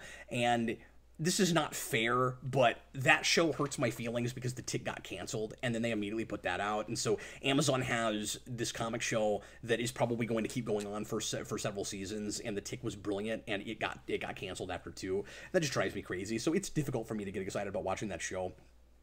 That's not fair. It's just how I feel about it. Yeah, of those, I've seen Umbrella Academy, and my wife and I are 4 episodes into Doom Patrol on HBO Max right now, but I have not seen Swamp Thing or The Boys. Umbrella Academy, I keep forgetting about. You and I have said for months we're going to review it. I just keep forgetting all about it. I've seen the pilot. I feel bad. I'm looking forward to the second season of that. Because at one point we said, actually, for a while, we were making plans to sit down and do that, and then I had surgery, and then I forgot all about it. So, DJ, we need to try to get to that. We'll wait till season 2 is coming out and it's relevant again. That's a good idea. Okay, go ahead. John Ty, here we go. Does violent and cynical entertainment create violent and cynical people? That logic is kind of like people who play Grand Theft Auto. The video game will become criminals. Right, I'm not going to spend a lot of time on this. That's been pretty well disproven with studies and things that, generally speaking, that is not the case. Obviously, violent video games and television and movies, et cetera, can be a major influence on people that are already kind of mentally disturbed and likely to go that way. So it's not a good idea for somebody lacking in empathy or who had a really bad disturbed childhood or has a chemical imbalance that makes them more likely to choke a frog out than to put it back in the water. It's not a good idea to give those people violent stuff to look at. But for the majority of people, well-adjusted people, there does not seem to be a correlation where that makes you want to murder people or sexually assault someone or whatever it is we're talking about. Where did you come up with choking frogs? It's the first thing that came to mind. Yeah, I was like, you haven't played Frogger 3? Okay, if you must know, I thought of that because of Frogger 3. Because of the alarming amount of frog violence. Of clearly. Sorry, go ahead. I'm sorry. There's a water all over my desk. There's a correlation very often between violence against animals for children who end up becoming serial killers or murdering their family or something like that. So that's why I thought of that. Okay. Yeah. From Dark Inception, ever listen to the Above and Batman Beyond podcast? No, I don't know what that is. I don't know if it's one thing. I'm guessing it's one thing. Above and Batman Beyond. Yeah, podcast. Yeah. That's clearly a title. Above and Beyond. Above and Batman Beyond. Yeah. No, I've not heard of that. So I will check that out. Cool. Thanks, Miss Orato. Real life superheroes should come back now for hope. I don't agree with that. I don't. That's something we should do a commentary on. Have you ever seen that documentary? No, everyone's always said that it's the most depressing thing in the world. I've never watched it. We should do a commentary. I thought about doing a rewind on it because I've never done a documentary on Rewind. Oh, that's cool. I think I saw it, or I saw parts of it. It was on Netflix for a while, but it's probably not anymore. I don't think real life superheroes would necessarily give people hope. I think it would just make things more complicated, like it tends to in deconstructionist, superhero things. Yeah, that's a bad idea. I don't know that that's what we need. You could potentially make a case for it if we had real superpowers. Potentially. But just regular people, even people who can do remarkable things right now within the spectrum of human possibility, putting on a costume and going out and trying to save people, I don't know if that ends up being inspiring in the way that it tends to be in comics. We create a heightened and exaggerated universe in order to make a point about heroism. I don't know if in the real world that actually really translates to people taking the right lessons from that. It's more vigilantism in the real world. Like, just can't get away from it, I feel like. Well, and but like Batman himself is a vigilante and still ends up inspiring people in positive ways. But the question is would that be the lesson we would take from that? Sure. Back to John Ty. Thoughts on fans gatekeeping entertainment? I mean, I guess the short... This is a thing I'm just kind of sick of being a thing and a problem, and I just think it's kind of silly. Like, I don't have a thoughtful answer to that. I honestly, this is a thing I'm going to bring up on After Dark tonight, if we get to it, if we're able to make one. The notion of gatekeeping is a thing that I have to keep even remind myself what it is. I cannot keep up with all of this newfangled terminology about like outrage culture. I had like when that came up, like because he brought this up on the Blue Sphere stream last night, and I was playing video games, and I was like, I'm not gonna answer questions like that tonight. I had to go and like look that up and see what it meant. The immediate issue for me is I don't see how like regular people sitting in their armchairs criticizing things on the internet can really stop you from looking at anything. I guess the idea is, we've been talking about this a lot on the channel lately, a bunch of people banding together and trying to force entertainment to be one way or the other, and fans being too involved in that way in the creative process, and so then that can make that gatekeeping thing more influential and kind of force certain things to happen. This is not a thing I'm comfortable talking about, not just because obviously it's kind of a political topic, but also and I don't know these days we can't get away from that kind of stuff on this show because it's so prevalent and it's affecting pop culture in a major way. So I have to discuss it more. And you've noticed I've gotten more loose about doing that. I've gotten a little bit more comfortable with it. I'm not comfortable with this because I don't know enough about it. I just don't even understand the notion to some degree. I don't get why...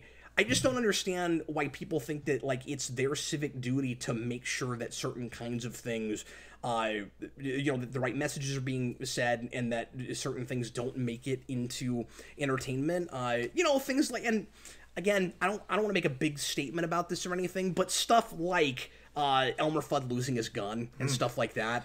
I don't really understand why we're doing that. And I also, this is farther than maybe I should go, but I will say this, and I don't know how related this is even to the question, but I don't completely understand how the same people that your earlier question, a lot of the same people that agree with what I said earlier about violent video games not producing violent children in and of themselves are the same people that are worried about guns showing up in cartoons. I don't understand that. That confuses me.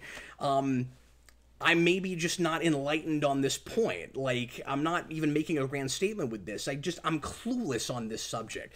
I feel like there's a time and a place for everything in fiction and in art. And I just don't think we need that kind of censorship. And I also think that parents need to do their jobs as far as, when we're worried about like censorship for things for children.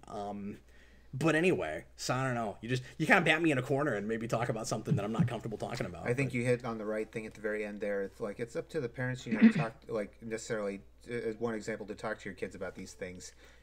Give them a framework to process and understand.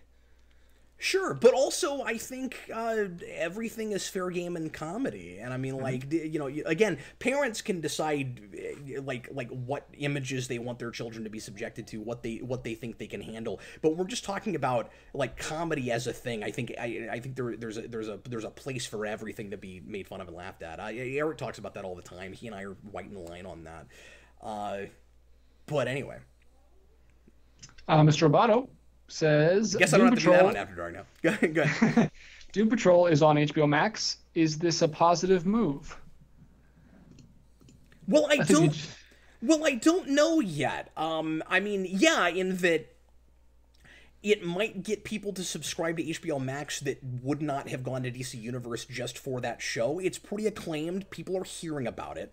I honestly think if Harley Quinn went there, more people would subscribe. Yeah, it's positive for me, like I said, because I'm watching it and I wouldn't have watched it. I'm not totally sure why they haven't announced Harley Quinn moving over yet. I don't really understand that, and that's been very popular. People love it. Yeah, they need to merge awesome. the whole DC. It's great. But so we finally started watching the second season, and it's kind of adapting No Man's Land, which is really exciting, and it's pretty darn great. But anyway, yeah, so I would assume so. That can only help them. And again, that has to spell either the end of DC Universe in the not-too-distant future or it turning into something else or being rebranded. How many more Super Chats do we have, DJ? About 15, 16. That was a joke, right? Nope. Wait, of Super Chats? 1, 2, 3, 4, 5, 6, 7, You said it with 8, such a straight 9, face, I really 10, thought you were poker facing me. 12, 13 now. We're down to 13. Okay. We answered a couple. So, boy. we always promise that if the Super Chats come in, we will answer them, and we just always hope that we have enough time. And I'm sorry that we've had the shaft pre-written like we have, but the Super Chats have been real this evening. We just may not have the time to actually do an After Dark tonight. And if that happens, if you guys are able, or at least one of you guys is able, we'll do a fill-in next week and then do a regular After Dark even the week after that. I want to make sure that Patreon is still getting 2 a month. We just may not have time to get to it with all of these Super Chats. DJ, yeah, unless you have another suggestion, man, about how to handle this. No, I mean, I don't know. We can maybe, I don't know what you guys' schedule is like tonight or some other night this weekend, or I don't know. My schedule is usually open. Well, let's just see how it goes, and if you guys are willing to stay up pretty late to go ahead and knock out an hour, I am willing to do that tonight, but I just don't want to keep up anybody that doesn't want to stay up. Okay. Well, we'll talk about it between shows. But yeah, let's definitely knock these out. John Ty, should it be socially acceptable to look down on others on their taste in entertainment? No. You've asked a question similar to this before, so we're not going to spend a lot of time on it. But no, you shouldn't look down on people. I think it's fine to challenge opinions, certainly.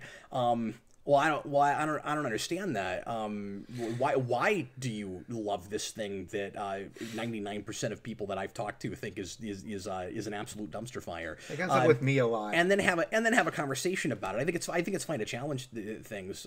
You know, give me some kind of a backup. Or if you don't have backup, just say, well, I don't know, I like it. That's fine. To say a thing is brilliant or is really great storytelling or whatever when we're talking about narrative stuff, you need some kind of backup for that, certainly.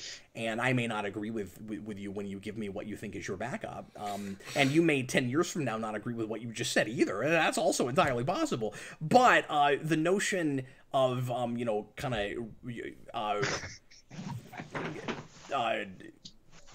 kind of raising your eyebrow at people. Well, I guess it's easy to do that when somebody says something that blindsides you. But turning your nose up, I guess, is what I should have said at people because they have what feels like a weird opinion. You go, oh well, they're lowbrow. I'm better than them because of that. I think it's.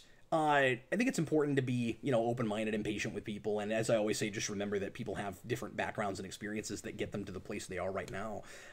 Anyway, go ahead, DJ. Yeah, 5590ERS. Better film, in your opinion, Dark City or The Matrix? Wow, that's not fair. Real quick though, I want to read this comment because it's really funny. Reptile Dude 21, Cap looks down at people shorter than him. Importantly, very few though. There are not a lot of people shorter than me. There are not a lot of adults shorter than me. Brandon, I was having this conversation with Sarah yesterday, or with my dad yesterday, because my dad couldn't believe how short I am. Because I was like, he didn't know, he didn't remember that like what my actual height was, what the number was, and I was like 5'6". He goes, I'm taller than you. I was like, yeah, by like an inch. Dad's 5'7", I'm 5'6". He was like, I didn't remember that. He goes, wait a minute, your mother is taller than you. I said, yeah, my mother. He goes, Is your wife telling? Yeah, my wife's telling me about Sarah's 2 inches. tall. Like, and Sarah is 2 or 3 inches higher than the average for ladies. I am 3 or 4 inches shorter than the average for guys these days. I think it's 5'8" now, 5'9". 5'9" something. I'm 5'9.5". But anyway, 5'11" if we're sharing. yeah, I felt like I don't we know. were all I don't know why saying- that's important, but anyway. You can just sit up a little taller here. Cap. So, but I'm just saying, I don't know anybody. I don't know hardly anybody that's an adult that is any taller or shorter than I am. Boy, it's like neck and neck. I think at the end of the day, I might actually have to give it to Dark City. The Matrix certainly is my favorite film. I've always said that. I think Dark City actually comes together better by the end. It's crazy to say that. I think it's maybe a little bit less commercial and less gimmicky in its presentation, which helps its kind of thoughtful discourse. Yeah, I don't know. I think at the end of the day, I kind of have to give it. Mutala. Dago said Cap should be played by Peter Dinklage in the Geek Volition movie. And then I'm not that short. Mutali said Kevin Hart probably. Oh man, getting burned in the comments today. Thanks, guys. Yeah. TH1, what would you think of Peter? I would go with Danny DeVito myself. What would you think Oh, of Austin Peter? said that? Screw you, Austin. I'm not that short. I'm sorry, what?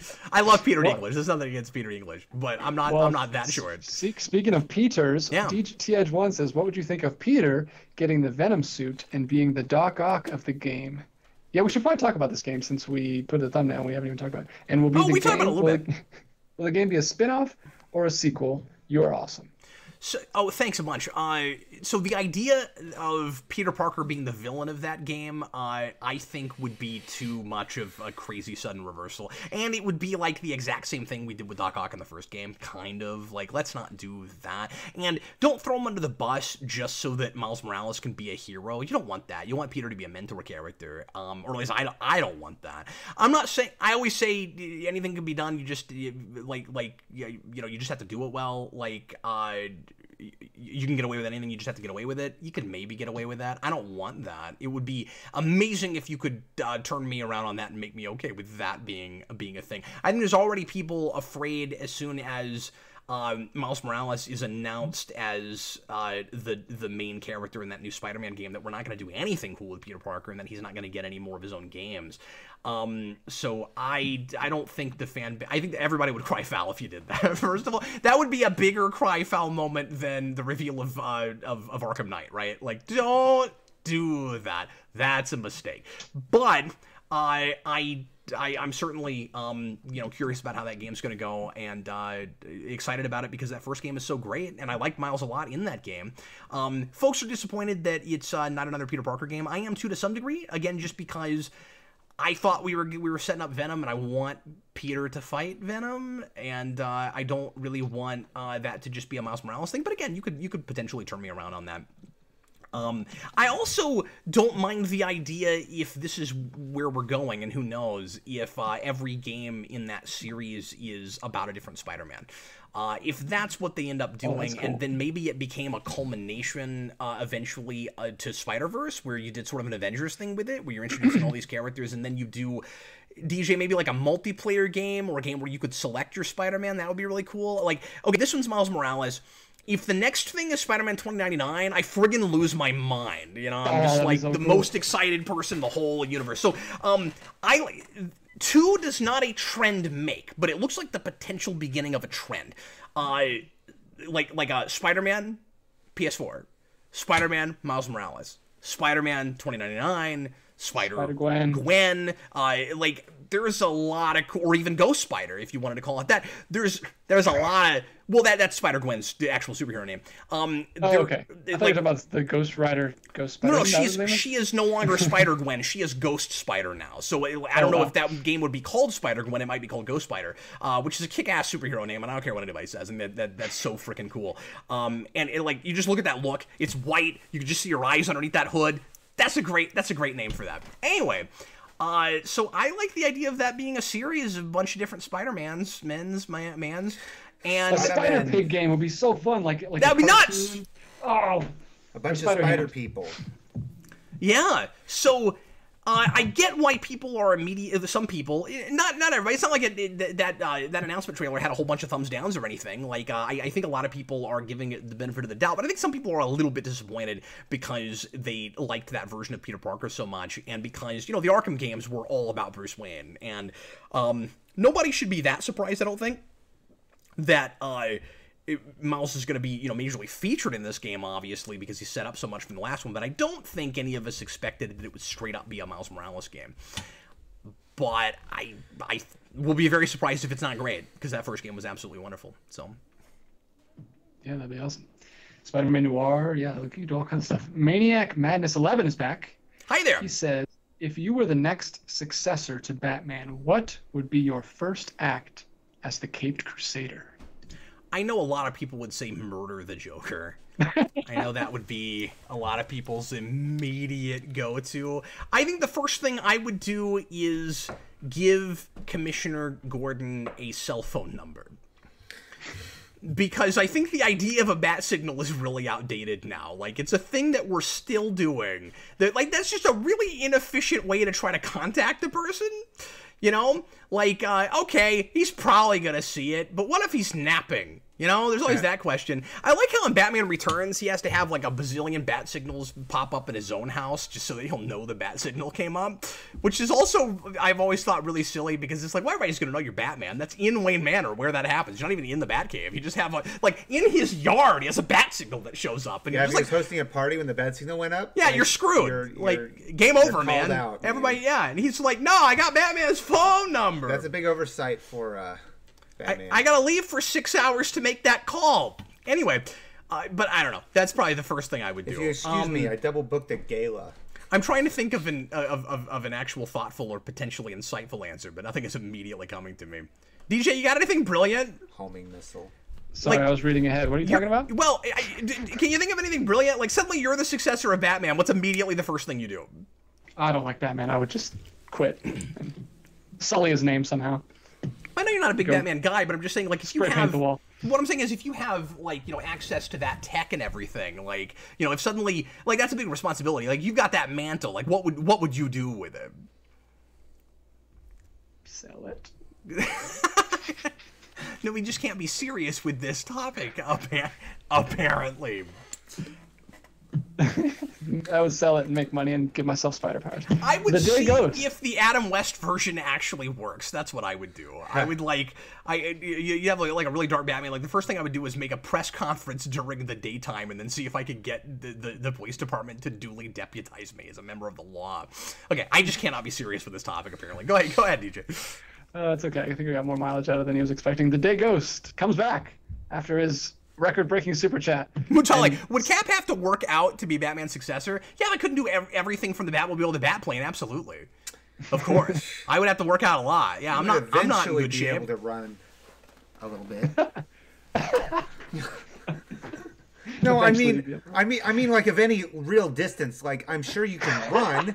That's fine, but you'd eventually, if you just kept doing it and doing it, you would eventually build these things up. You wouldn't necessarily have to work out. You just have to do it for a while. You know what I mean? It wouldn't be a separate workout. It would just be what you're doing. Tune in next week, guys, where we just have the roast Cap hour. It's going to be great. I'm trying to figure out what it would take right now in this moment to rig things up so that everybody could see you and I race, and I just.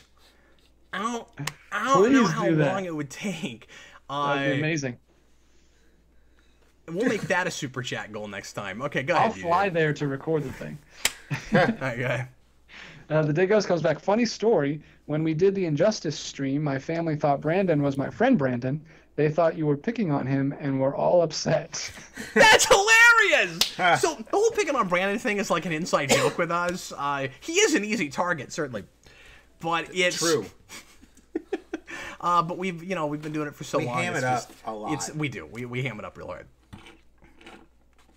I'm the biggest defender. OAW Entertainment says just do a cell phone cam. Seriously, I think I could get away with just turning this camera around. Probably. And then we could do laps. That would be amazing. Through the different Please do that. basement After dark, quadrants. tune in. Yeah, the only thing I'm concerned about is that we just Special. knock a bunch of stuff over.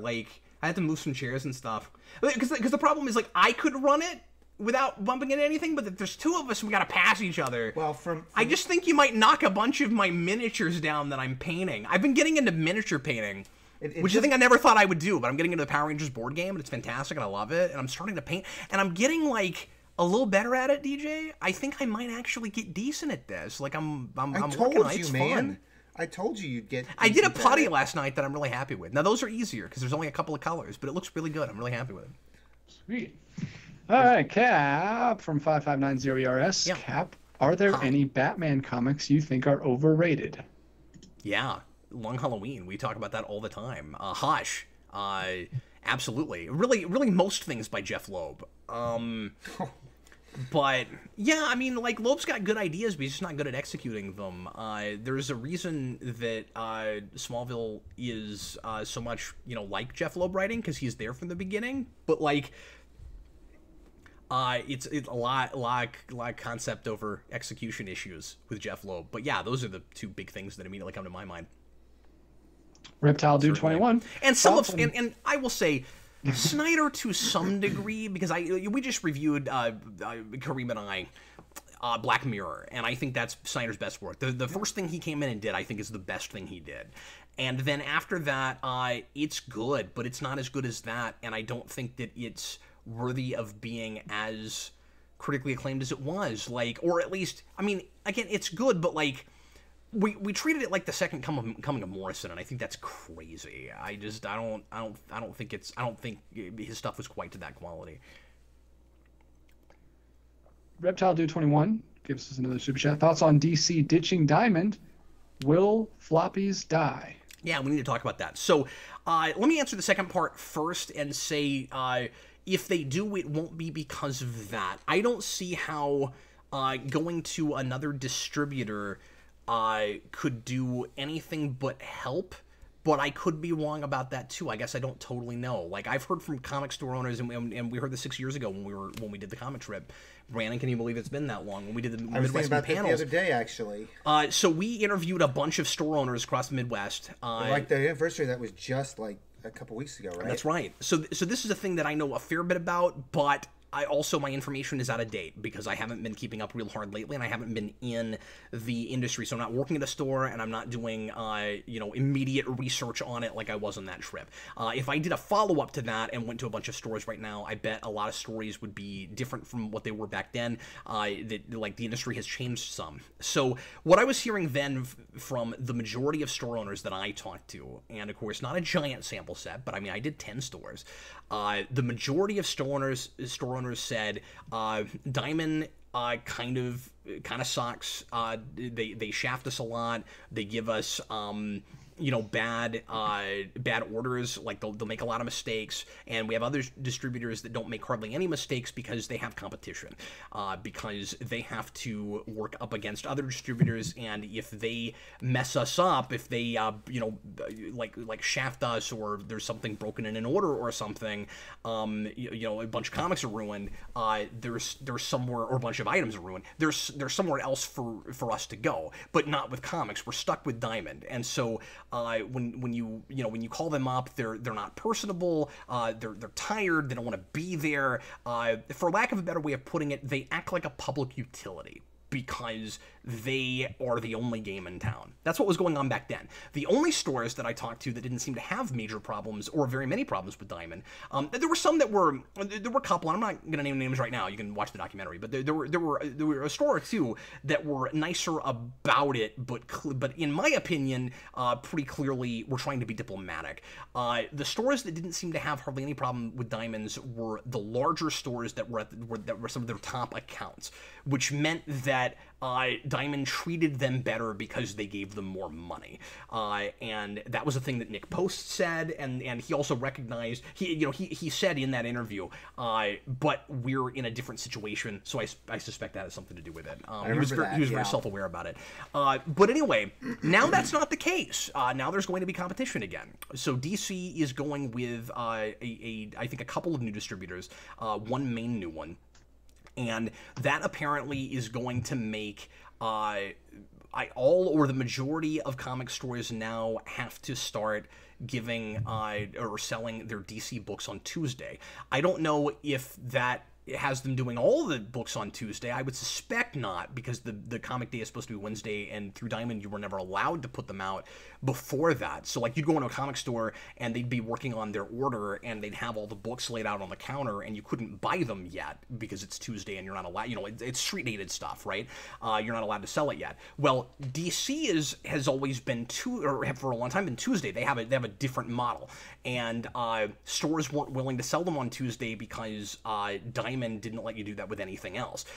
Now everybody's going to be doing at least their DC books on Tuesday. Again, I don't know if that means everything, because I don't know how exactly that works, and I haven't talked directly to any store owners about this yet. I need to go and talk to William and see how he feels about this. And it would, I don't know. I may ask him to do an interview at some point to talk to me about this and see what the industry's like right now, because I'm very out of touch and out of the loop. So with what little I know right now, but based on my, what information I had before, I would assume that competition, like with most things, is going to only make things better. However, could that lead to I guess it would depend on how well that distributor does, but could that somehow lead to more store closures and stuff? I guess I don't know. I think flats could eventually go the way of the dinosaurs, but I don't necessarily think that's going to have. And I've talked about why in the past, so I won't get into that right now. That's more about just trends changing and more people reading digital, but especially more people buying trade and readers versus collectors. I don't know that having another distributor will do anything but help comic stores, but I guess we'll just have to see. All right, next up, Bag Studios. Hi there. Hey, Bag. Hello, Quick, Bag. first word that comes to mind. Mariachi band. Salamander. Brandon. First what? First word that comes to mind. Oh, go. ice cream. Okay, moving on. Pandora. We're gonna open Pandora's box. Go ahead. We kind of are. How are you going to approach reviewing Telltale Batman on Rewind, since it has multiple paths? I have no idea. I am going to I'm gonna see what happens. It's always, I always say when I review a thing, especially on Rewind, it's just me in the movie. In that case, just me in the game, and I don't want to go into that with any specific I have ideas a little bit, but I kind of want to do a playthrough and just see what comes to me and decide how many I think I need to do. That is probably going to be 2 playthroughs at least. The first thing that comes to mind is do 2 playthroughs and compare the stories and treat them like 2 different writers working with the same material wrote them as an analysis. That's the first thing that comes to mind. But I kind of want to just play through it and see what inspiration I get for format. I love I just thought of this. I love the insane notion of a review that is somehow manufactured to look like a Telltale game, where there are different paths the review can go, but I don't know exactly what that would look like. But anyway, I don't think I'm gonna be meticulous enough to look at every single possible outcome and talk about all of them as a narrative thing. I'm gonna have to talk a lot about how it's not. Those kinds of things don't work the same way regular narrative does, in that it's not just one person's vision and character-driven the way that a good character-driven story is usually done. Those are very character-driven, but what I mean is those motivations can take a person on different paths, and most of the time I kind of buy where that person goes down. Occasionally I'll be like, that person only went that way because you couldn't come up with enough choices that I actually bought that person doing. But I would, but I would have to talk about how you are one of the writers to some degree in the actual game that you were playing, and so like you having some control over where the gameplay goes puts you in the writer's room to some degree. You're only given, you know, kind of 3 or 4 responses, not yes or no, but you know, just a little bit more than that. But it's like somebody put you in a writer's room, but they only gave you certain choices, and so now you are one of the writers. How do you review a thing like that narratively? It's going to be a big challenge. So I don't know yet. John Ty is back again. How do people relate to others without talking about some entertainment they're watching? Like, people will watch entertainment not because they like it, but they can relate to others for it. Huh. That definitely happens. I guess I don't fully understand that question. I mean, that second part more than that first. I guess I'm not totally understanding what those two things have to do with each other. Yeah, I don't know the first part. How do people relate to others without talking about the same entertainment they're watching? Yeah, I mean, it could be just the experience you had, you know. Sure. Like if someone had a death in the family and you had a death in the family, you could relate on that pretty well. Yeah, some people don't even watch entertainment. Right. They relate to people. You know, if you have a certain hobby that's the same as somebody else, you know. Yeah, no offense or anything, but like not everything's about pop culture. Like a lot of people, you know, relate to each other and talk about lots of other things besides stuff they're watching. But I don't know what that second part has to do with that. Yeah, like people watch entertainment not because they like it, but so they can relate to others. So I guess there are some times when people might want to understand another person, so they get into whatever they're into. Like that's how I'm taking it. But like, yeah, you might watch a show because your friend watches it. A lot too. Everyone's watching this, so I need to watch it so I can be cool. And I don't have much of that. Personally. Like that's the only way that you can relate to people is if we're all looking at the same things. And yeah. And again, we've talked about that kind of thing some before, but those seem almost like contradictory statements. But yeah, I think in today's day and age, there's enough variety, and with the internet, you can find people that like what you like. You don't have to pretend that you like something else. Yeah, that's going away to some degree. And there are pros and cons to everything. We're losing touchstones because of that. You know, like you get to a point where it gets difficult to communicate with people because we do use, it's kind of the Darmok thing, Brandon. Like we do use a lot of the same reference points in pop culture when describing things to people and explaining stuff. You know, we get metaphors that aren't all just biblical and Shakespearean anymore. You know, and if I make a Breaking Bad reference, I can't be sure that everybody in the room knows what I'm talking about anymore. Even though it was a phenomenon, it didn't cover that much of the population. Yeah, I mean, it was still huge. Right. It was still a phenomenon, but there's so many things. But there's so much stuff. Yeah, and a better example would be, like anything that came out last Thursday, right? Like at least Breaking Bad was before you had regular streaming shows. There's a lot of stuff now that like people say stuff all the time that goes over my head, and I don't keep up as much as I wish I did, but I do pop culture stuff for a living. So just imagine how my wife feels, right? Like Sarah doesn't watch hardly anything except for when she and I are watching stuff. That's kind of why I still appreciate, on some level, the weekly show.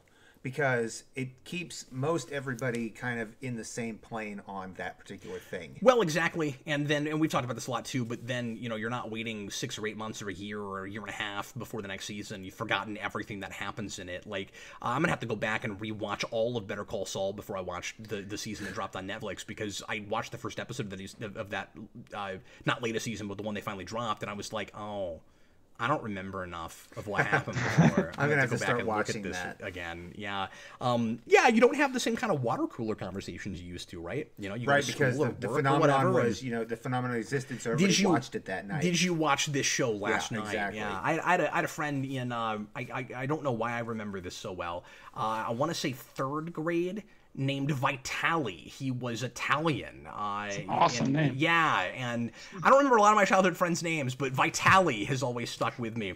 And he had a real thick Italian accent. I'm not good at accents, so I'm not going to do his accent. But he'd every couple days he'd come up to me and he'd be like, "Did you watch Batman last night?" And or yesterday? Every day I was like, "Did you watch?" I do remember he always said Batman. Every day I was Batman, and I was like, "Yeah, I did watch Batman." So we talk about animated series Batman all the time.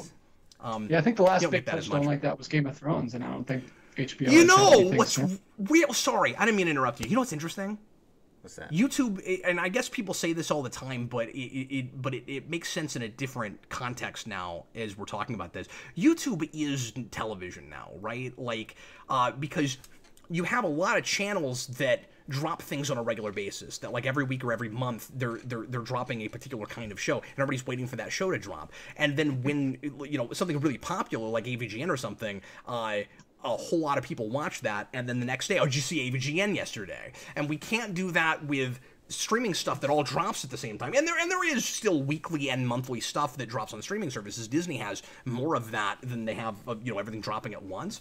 But you know, obviously the tube and YouTube comes from television, and even though it's not all broadcast, we have live stuff now, so that's more like broadcast, and you can even stream pre-recorded stuff now. It's almost like YouTube has become more broadcast than television, or than on-demand. I mean, broadcast.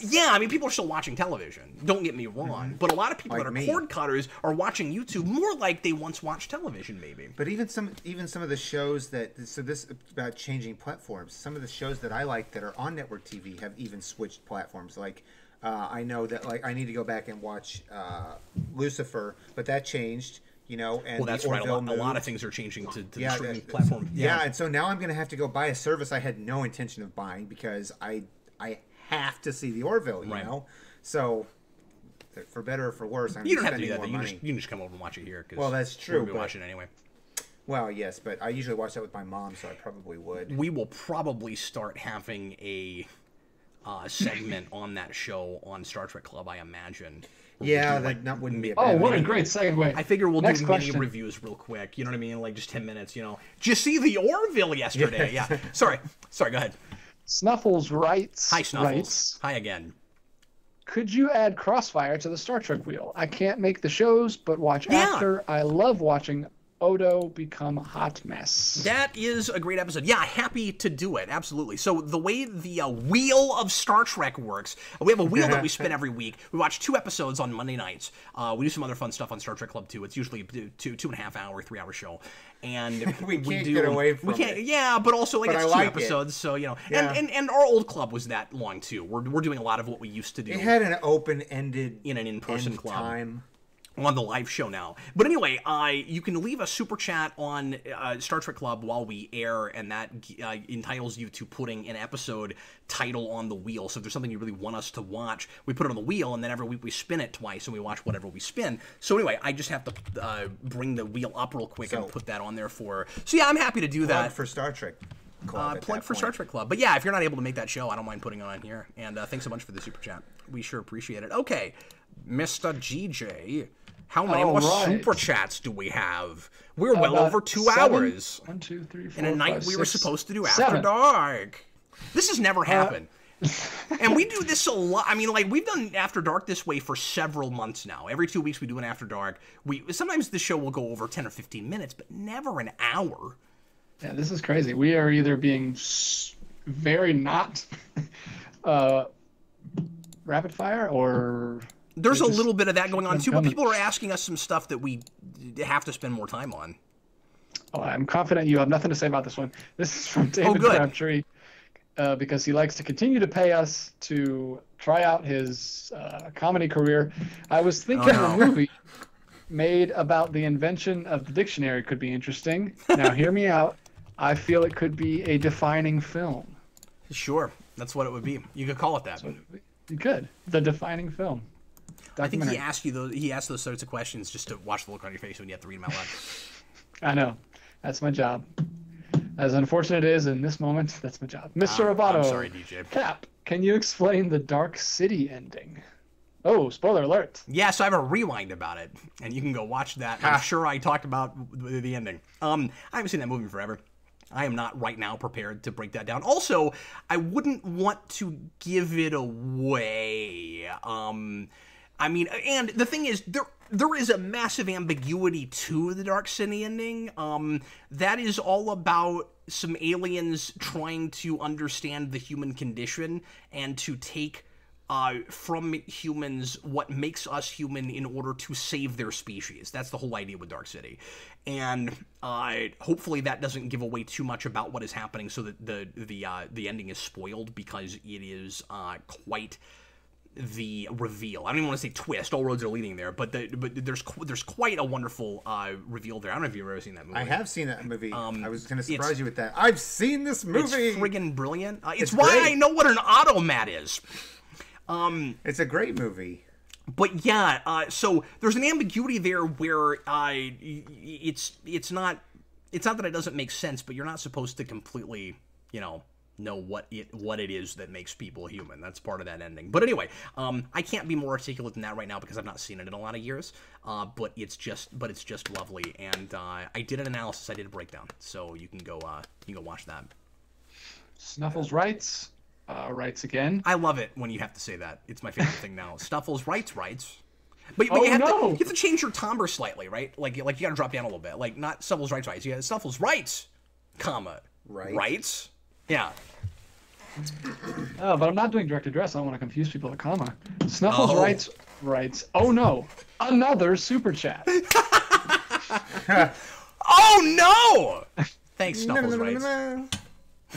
Wait, why did it just turn into the '60s Batman intro? Because it's kind of the reveal and then on to something else. And here we go again. Reptile Dude 21. A wild super chat appears. Favorite Pokemon? Super chat appears. Do I have What's up? Do I have a favorite Pokemon?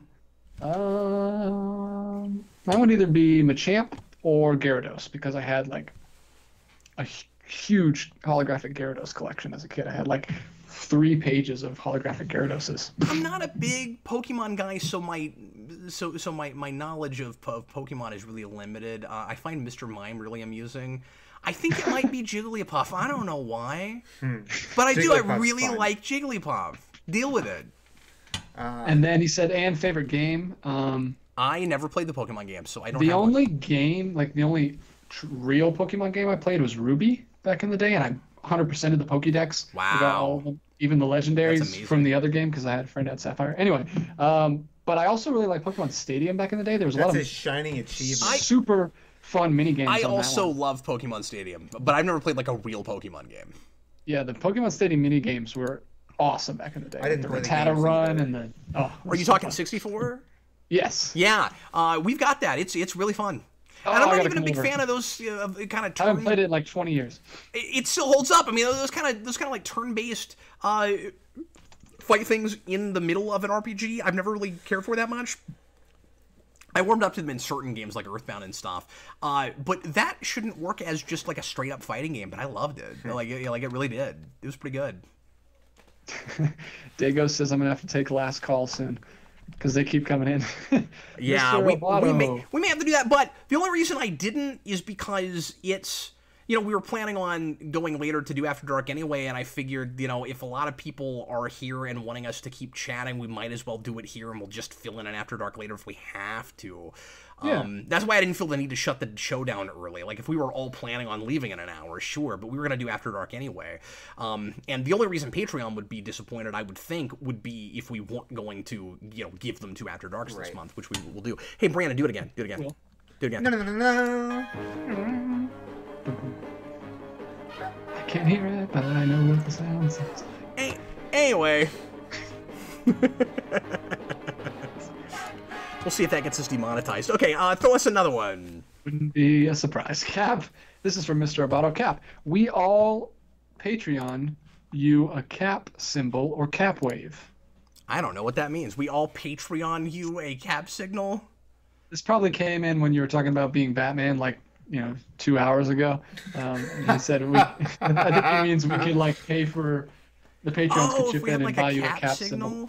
What would be the point, though? Like, who would shine it, and where would I go, and why? Like, would it just the be cap wave from Batman? Oh, that's fun. Yeah, Batman is much better because so you'd have a device. How would it work? You'd have a device that would go off in the bunker, right? You'd have it'd be great. You have a cap wave. It's shaped like, I don't know, glasses or something, and then it's like every time major news happens in comics or superhero movies, it's like it's a ticker. That would be great. Crap, I gotta go look at an electronic ticker. It lights up when you get a new notification. Yeah, but it wouldn't be a ticker. It would be like an alarm. You know, it would be like there's a fire or something. Well, you know, we talked about hooking up your My bat phone. your bat phone to like a comm at the front door, so that if someone pushes the button, the light comes on the phone, and he can pick up and talk to somebody at the front door and see who it is. Like that'd be freaking cool. I don't need any phone books. You know. I mean, all I have to do is call you on stinking Skype, phone and books. your whole house will be able to hear it. That's So that can actually be exactly fun. what happens. DJ has seen this happen where he'll call me up on Skype and every device in my bunker will all go off at the same time. That's kind of a cap wave. Yeah. All right, next one is fun. I can't wait to see your response. Oh, no. Iron Bat 1993. Hey, man, how you doing? If you were Power Rangers, what would your pose be? Oh, that's easy. That's so easy. I don't know how you...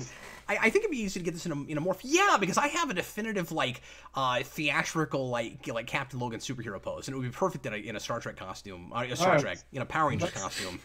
Let's see. I was like, wait, when did we start a lot talking of about Star Trek? A lot of you Right. guys... What's that, DJ? Let's see it. Say Cap Ranger 1 gray, and then do your pose. Gray, because I'm wearing a gray suit. A lot of people have seen this because this was not the Geekvolution logo, but we had this on banners and stuff years ago. Me and Vince, we both had like a pose thing we did, and mine was like this. So it'd be Logan. How would we do the morph? It'd be like Logan Ranger Power or something, and then you go. And I'm not gonna say ha though, but then you go like cat power, you know, like it'd be like this, you know, Yeah. like a little cat like, but that's what I have no idea. I don't have. that's a what it pose. would be. I do this all the time. That's my pose. Yeah. What's Brandon's I don't know pose? what the sequence would be. I would need it. I would try to make it more complicated than Zeo. You know, it'd be like 5 moves. It'd be like Well, I would have to put the turbo steering wheel in there. or something. I trying to don't know think what about- exactly it would be. I think you and Brandon should work together, and your pose and his pose should be you punching him at some point. Cat Logan Power.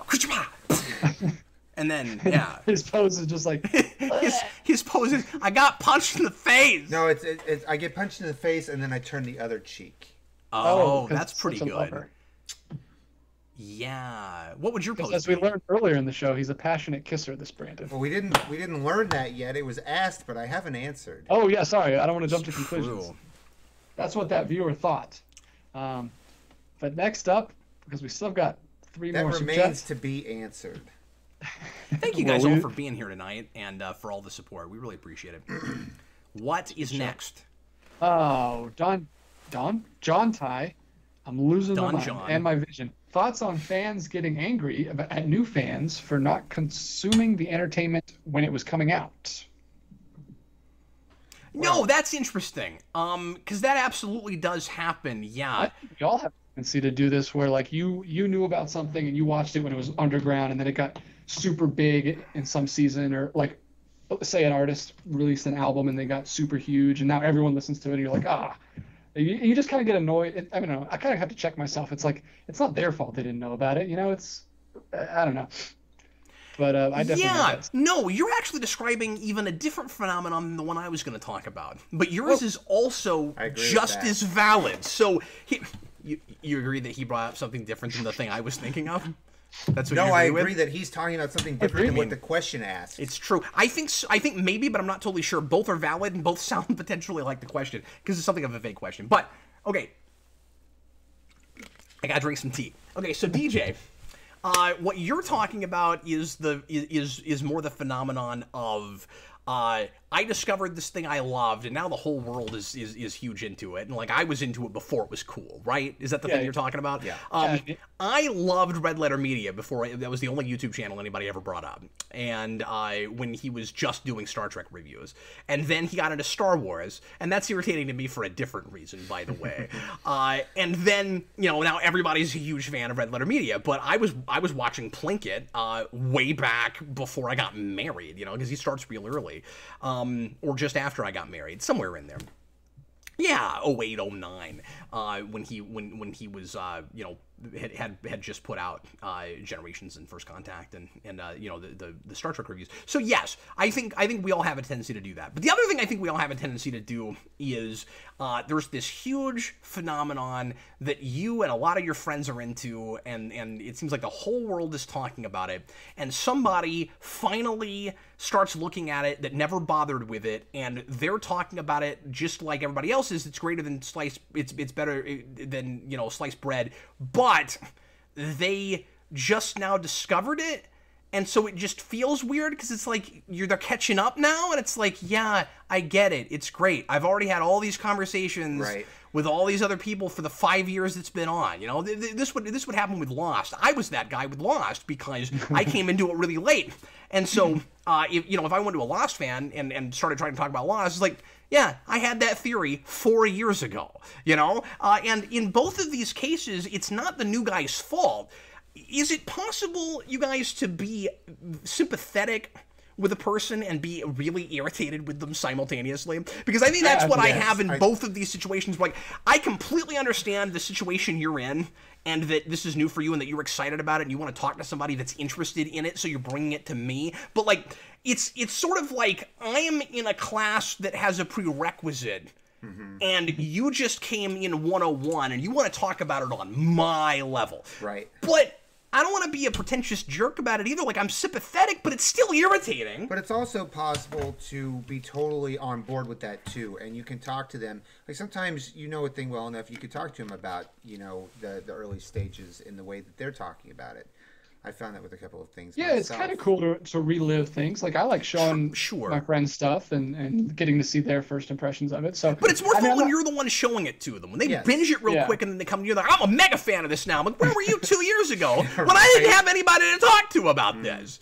You know, it's that sort of thing. Like, I showed Brandon all of Breaking Bad. It was a lot of fun to watch that with him. It's not like I'm sitting there the whole time going, you idiot, how come you didn't bother with this back when it was on? I'm saying that about myself. I'm like, you idiot, how come you didn't bother with this 7 years ago? But I knew that he was probably never going to take the time to sit down and watch it, so if he came over to my place and it was the thing we were doing together, he'd get through it, so it was fun to do that combined a number of things, though. The reason that I'm able to do something like that is because, you know, I don't want to do these things alone, but I like to hang out with friends, so if I'm doing that while I'm hanging with you, it just covers a whole bunch of stones all at once. Wendell, that's a good one too. That also happens. He says the reverse cap. I despise when people try to get me to watch something. I finally find the time to watch it, and they've already stopped watching. What the heck? Yeah, that's the worst. I was like, no, I moved on. I got better things to do. That's great. John Ty is back. Thoughts on fans getting angry at new? We already read that one. So we're talking really quickly. Something that I got into really early. Hold on, Brandon's talking. Something that I got into really early when it was still under 1,000 views was Epic Rap Battles of History. Sure. Oh, so yeah, that's one that I'm always fond of because I feel a sense of pride for having found that early. So I can't say I was on the band. I jumped on the bandwagon.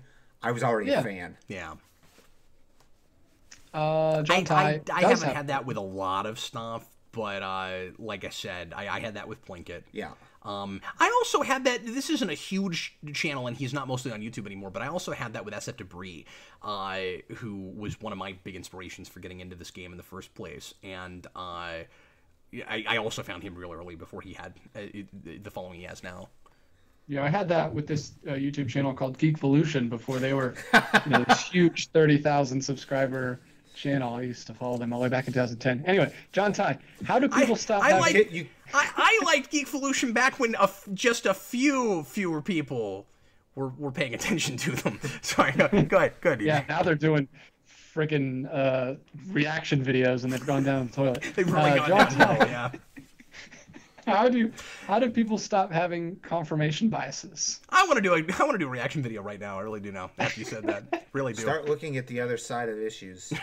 Right. I mean, it's common sense. You got to go outside of your bubble. I try to do that on a daily.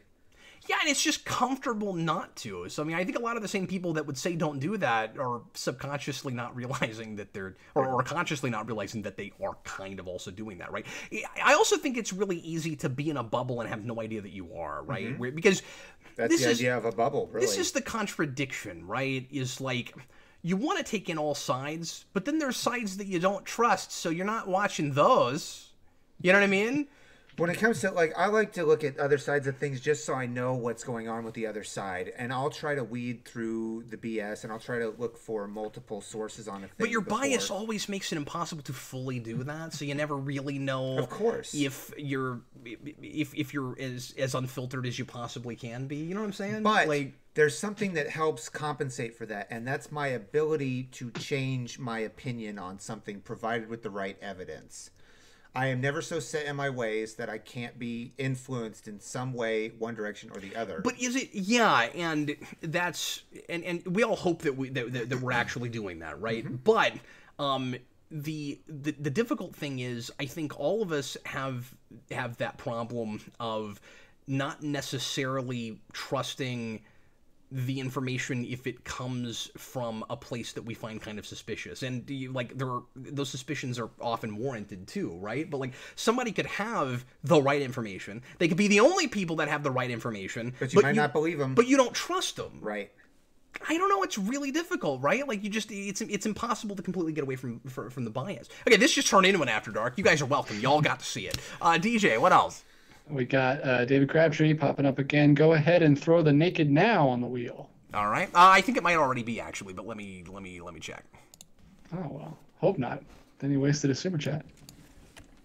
Other than to confirm that he likes that episode. Well, if it's on there, I think what we did in the past was have them pick something else. They could just pick something else, yeah. You said naked now, yeah. Yes. I don't see it, so we're gonna add it. Well, thanks for making me watch that. Fully functional indeed.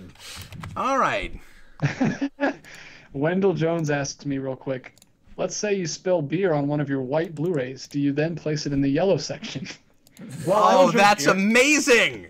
Wendell is one of the absolute cleverest guys I know. DJ, I wanted to tell you, when we watched the Star Trek Voyager reunion, the hosts of the show had a setup behind them similar to your setup. It was color coordinated, and I was like, I wouldn't have expected one person, let alone two people, to do this. Oh, we're a whole cult. There's a subreddit. I have a couple things I want to read real quick. OAW Entertainment says, anybody remember the multi-topic extravaganza? Yeah, now that's every week. Yep. It's true. I was so happy when I got my questions on there with you and Vince one time. 2 times, I think. Do you have any idea what you asked? But who's counting? Not at the moment. I was just curious. That's interesting. It's so interesting being friends with DJ, and he and I spending the time we do together now, because he of course was a viewer of the channel for a long time before we knew each other personally for a long time. And I don't know if we've told this story yet, DJ, but we might as well because it's amusing. He found a receipt for something he sent me back in 2012. Yeah, I found it a couple weeks ago. I sent it to him. It was 5 crappy superhero movies that I sent to him when you were trying to collect them all. Like, you had the master list of superhero rewinds. That's my Pokemon, man. I'm trying to get them all, and I'm still doing that. I just don't have the master list up anymore. I sent him Underdog, Zoom. You were responsible for Underdog. Super Capers. Yeah, I watched that. What's that one that was written by James Gunn? It was like Super a mutants thing. No, it was like a raunchy, like, bad superhero thing. I can't remember what it's called, but that one. And then I think there was 1 5th one, but yeah, sent you 5. And then yeah, that's so weird. And then Mutale, I remember when Geekvolution was associated with Machinima. Well, I technically still am, but Machinima died. So that, really? I mean, it's crazy how big of a thing that used to be, and they got bought up. They are owned by Fullscreen now, and I am still partnered through what was Machinima, but I'm now partnered through Fullscreen. And most of us that were under Machinima, through that network, were roped into that, and they've treated me really well. They're just as good as Machinima was. So we got really fortunate that they didn't get bought up by a company that decided to just completely disband the network, because it's been a really good network for us. They changed the day I get paid. I kind of miss my old payday, but that's it. But yeah, no, they've been great. So yeah, we are technically still with Machinima, but Machinima's not what it was. Fascinating. I totally forgot about Machinima. I remember that. We have 1 super chat left. Wow, that's amazing. You know, Made it okay, to our goal of all the super chats. So I gotta say something because this is nuts. Somebody predicted 15 minutes in, I think. I don't remember who it was, but somebody said if we continue at this rate, this show will be 2.5 hours long. The specials. That's what it was. The specials. Okay. Did he write that? I didn't know that. I don't know. I think I had like a credit. I can't remember, but 2.5 hours is exactly where we're at. So wow, we got another super chat while you were talking. Yeah, I gotta quit doing that. It's a mistake. I Quit 2 super talking on your talk show. It's a big mistake.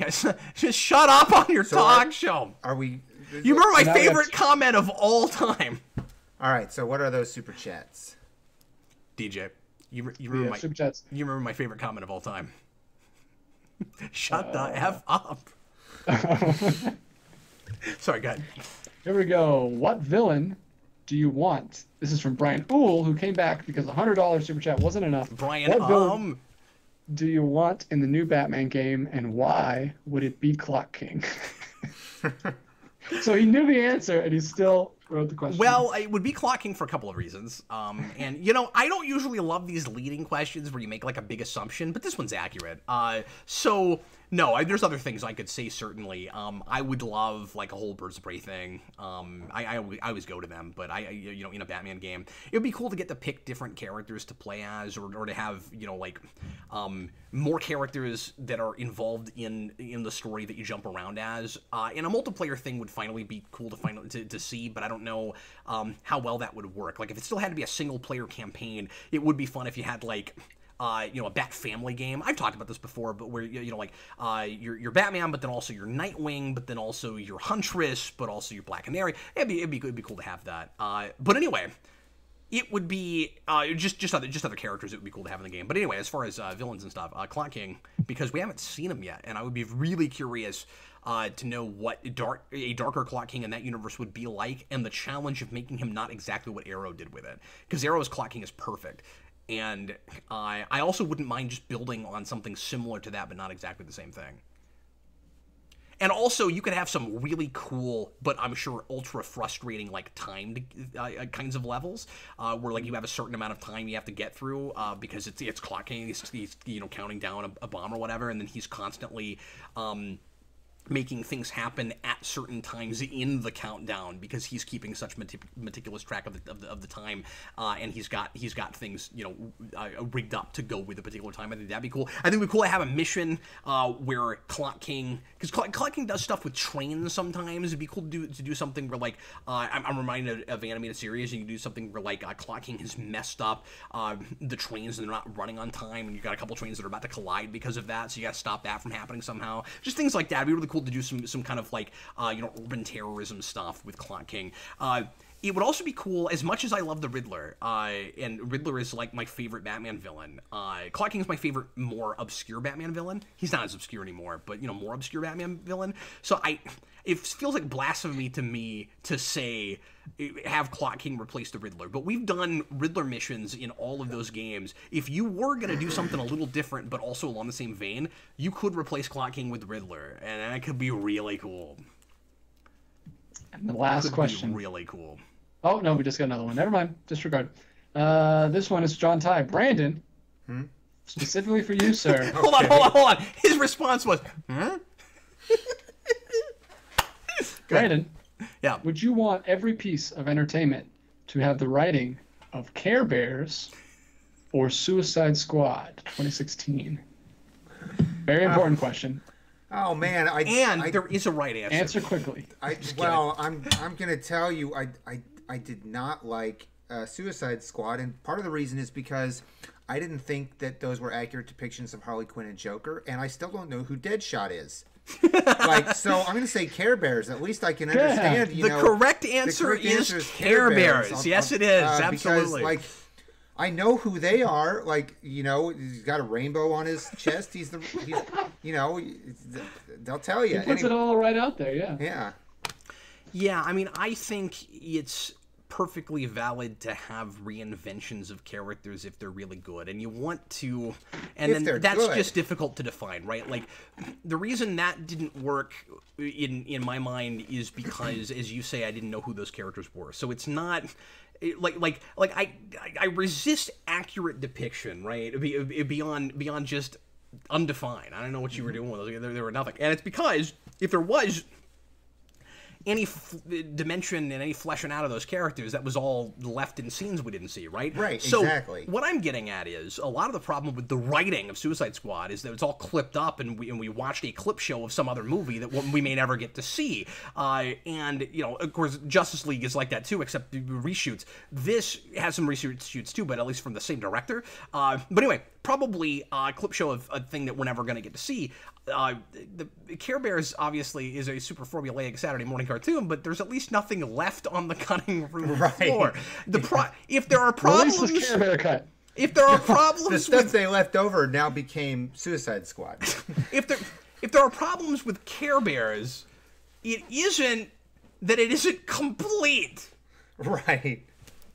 I just don't buy that he Care Bear stared at that point in time for that length of time. Yeah, what was his motivation? I don't know why he did that. Yeah. I mean, did he want to hug you? Did he want to sit down and talk about did your he feelings? want to hug you? That's great. All right, DJ. All right. Chat. Oh my God! I thought you said that already. Good. Yeah, but they keep coming while we keep rambling. TH1. Did we hit the chat goal? I think it's the most ever.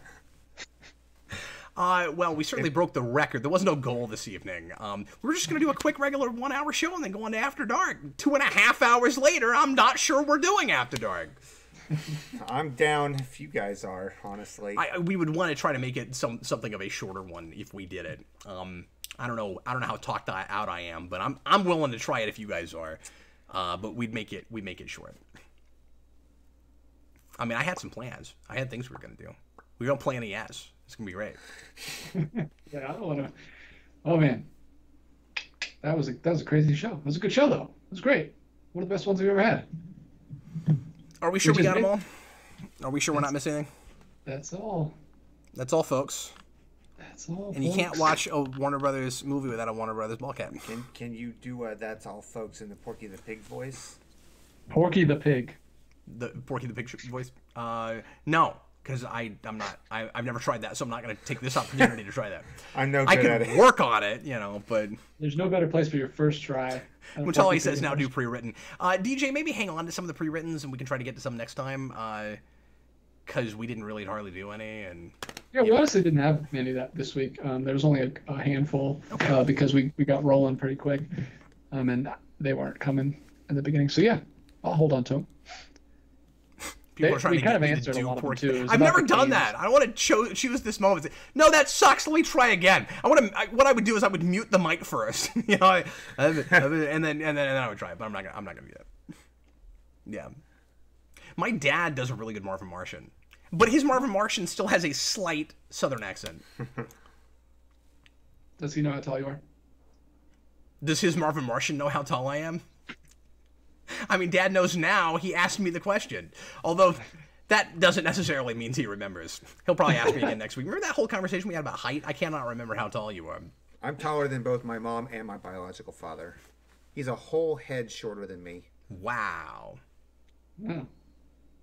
But he has a head, right? It's not because he's missing a head. Okay. He does have a head. When I mentioned it to him, I saw him for the first time in like 20 years when the eclipse happened, and I mentioned it to him. He goes, remember that? I said... Please don't take this the wrong way, but I am so glad I am so much taller than you. And he goes, I'm a short man. Oh my God, Mutelli. Cap is taller than Marvin Martian. I'll give him that. Oh, roasted. Bams. All right, roasted. Well, DJ, what's the verdict? Are you gonna try hang in there with us, or are you going to bed? I have no idea. I will have to get back to you on that. Okay, all right. Well, I guess not knowing if DJ is going to be here or not, I have to decide right now whether or not we're going to have a show then. Because, God, it's late, but... I mean, it's not insanely late, but we already did 2.5 hours. What is your answer based on, DJ? He's got to talk to his wife, I would assume. Well, no, I just don't know, because I have some stuff I got to get done tomorrow, and it's already 11, and we probably wouldn't get done till 12:31. It's just. But I mean, I could try to keep Oh, it. you're 2 hours difference. No, he's 1 hour different. No, I'm one. It's Oh. 10:38 here. But yeah, I don't know. I'm just trying to decide if I want to stay up. But we're not even gonna. But I mean, like, it's not like we're gonna start right away. Well, Like, no, we're gonna have right. to take 10 No, or 15 minutes. I'm with you now. I'm with you now. So anyway, Brandon, you know how time works. No, I don't, because I have a DeLorean and I can go anywhere. But DJ, I can easily cut segments out and stuff. Like I can promise you an hour show. Okay. Yeah, I don't know. I'll let you know. I don't want to butcher your. Well, I guess you could save your ideas for next time. Let me see. 10:30. Well, what I'm saying is, where I'm at right now, we're probably gonna do a show whether or not you come. Is what Yeah, I'm that's what I'm. That's fine. That's totally. I mean, do it. And I'll if I can be there, I'll be there. Okay, If you want to go and do it. All right. Well, we'll go ahead and plan on coming back, and we'll see if DJ can make it. But I gotta take a few minutes of break because I've been talking a long time. Yeah. And drain this whole 30 Sounds like you're not gonna want to miss it, DJ. I know. It sounds like a hoot. I can't wait to hear if Brandon's a passionate kisser. yeah, don't find know. out They'll that and probably- more. they'll That might probably be roll the me back. title of the episode at this point. They'll probably roll me back in, guys. So I'll probably. Oh, see I you in, lost. like, Hold on, 20 I minutes. lost you. I'm sorry. What was that? I said they'll probably roll me back in, guys. So I'll probably see you guys in like 20 minutes. All right. Well, hey, we're gonna come back in about 15 minutes, maybe a little bit less. We're gonna take a quick break because I don't want to, I don't want to stay too long. So we are gonna do an after dark. So anyway, thanks a bunch everybody for being here. This We're is gonna not take our clothes off and we'll be back in 20 minutes. this is not gonna be a regular occurrence. If this kind of thing keeps happening, which is a cool problem to have, I guess, we may have to start doing the last call thing by like an hour and a half. No, we can't keep going. But there were so many that like before I would have even had a chance to do last call, we still would have taken another 40 minutes to answer everything.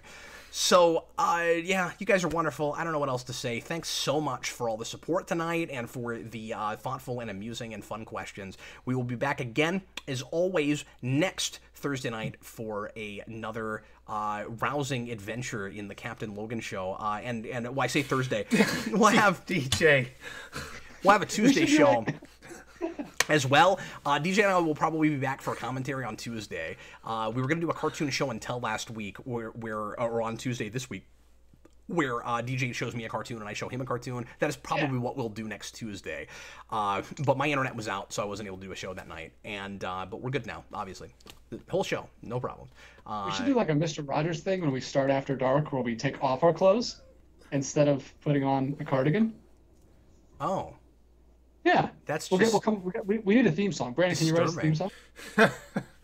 it's a beautiful day in the bunker. Anyway. In the It's a dank, cold day in the bunker. So I'm gonna go ahead and end the show now, and we'll see you guys again on Tuesday. If you don't come for After Dark, patreon.com/geekvolution. If you want to become a patron and aren't right now and want to keep hanging out with us, we'll have some absurdity here in just a little bit for you. Uncensored absurdity. Not so uncensored that you'll see the rest of what DJ was doing, I'm sure, but anything can happen. Anything is possible. Also, everyone, just remember that I have the ability to shut down the stream. So, I may get booted unless I knock you out first. No. Yeah, Brandon and DJ are taking over. Well, Pestilence and Famine, or whatever Brandon was. I think I was famine. Famine and Pestilence. Anyway, I was Captain Logan. This is Brandon Graham and DJ Martinez. We'll see you later, folks. Bye, guys.